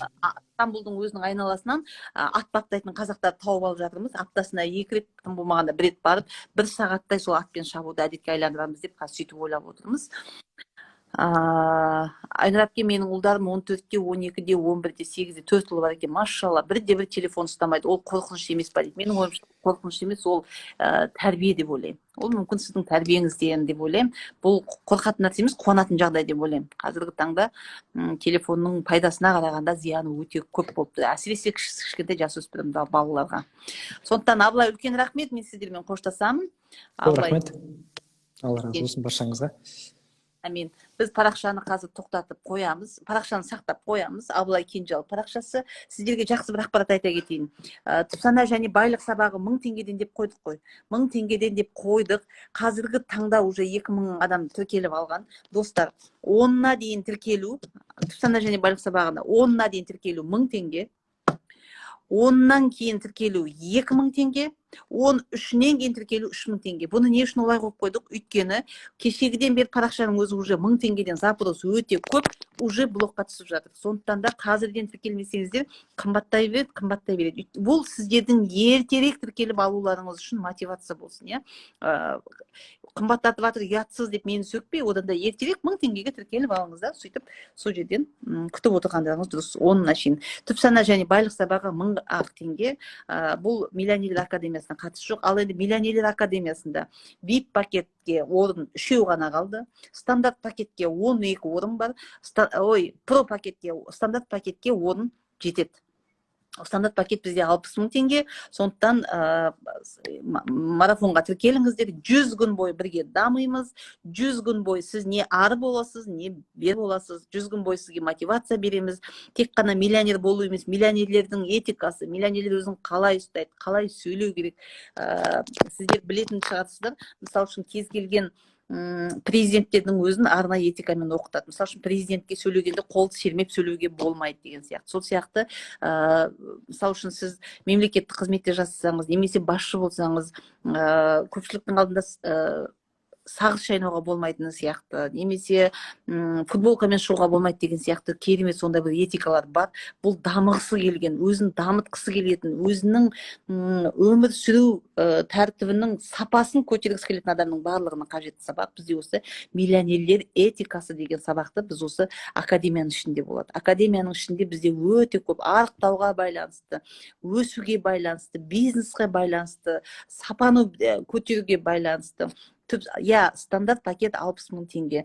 Барлықтарына осындай пакеттер ұсынатын боламыз. Жаңа естідіңіздер, стандарт пакетке қатысушылар. Барлықтарыңызға инфобизнес сабағы. Қазір бір инфобизнес сабағын білесіздер, 50 000 теңгеден жоғары басталады. Мына 60 000 теңгелік сабақтың ішінде инфобизнес тегін кіреді. Ерлан Әшім қазақтың мықты бизнеспен сабағы тегін кіреді. Абылай мырза 10 сабақ береді. Менің өзімнің 12 сабағым тегін беріледі стандарт пакетте.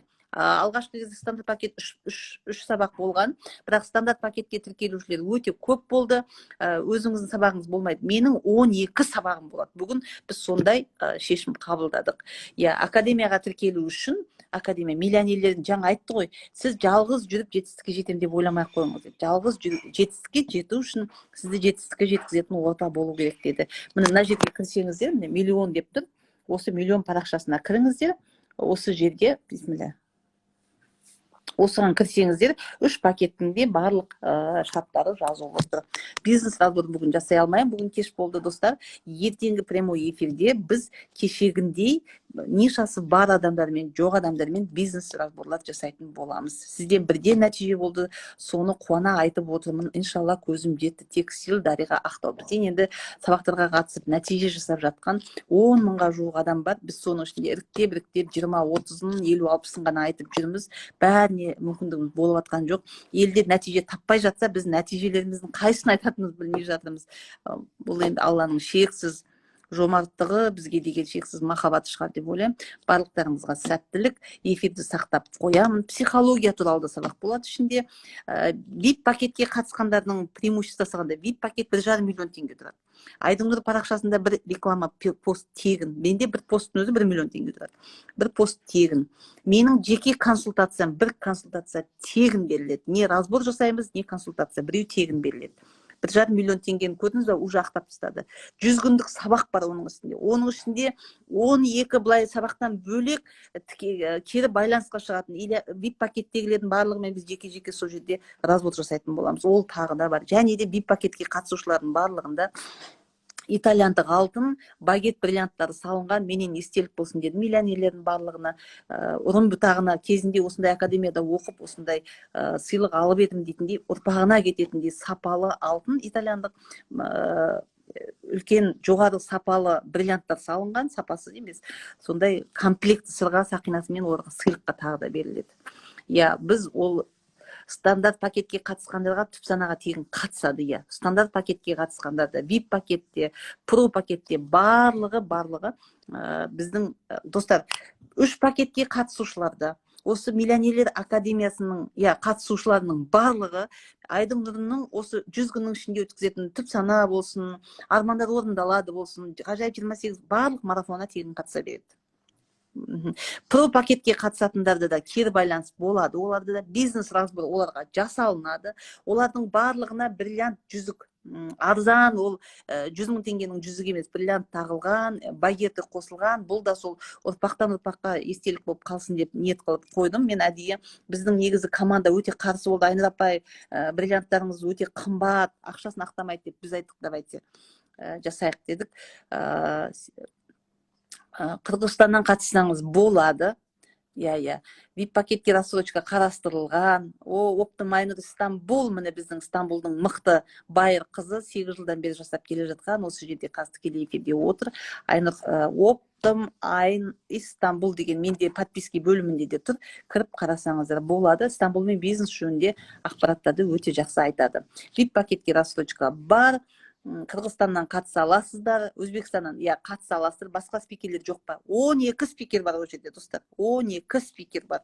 100 күндік сабақта 12 спикер бар. Ертең біз ғалым деген мықты бизнес разбор жасайтын спикер баланы ертең сіздермен таныстырамыз. Ертең кешке 22:30-да осы жерде кездесейік. Ертең біз прямой эфирде сіздердің араларыңызда бір адамды алып шығып, тегін бизнес проект жасайтын боламыз, разбор жасайтын боламыз. Проект деп тұрмын ғой. Сондықтан міне бүкіл ақпаратты алу үшін миллион KZ дегенді бассаңыздар болғаны, міне болды.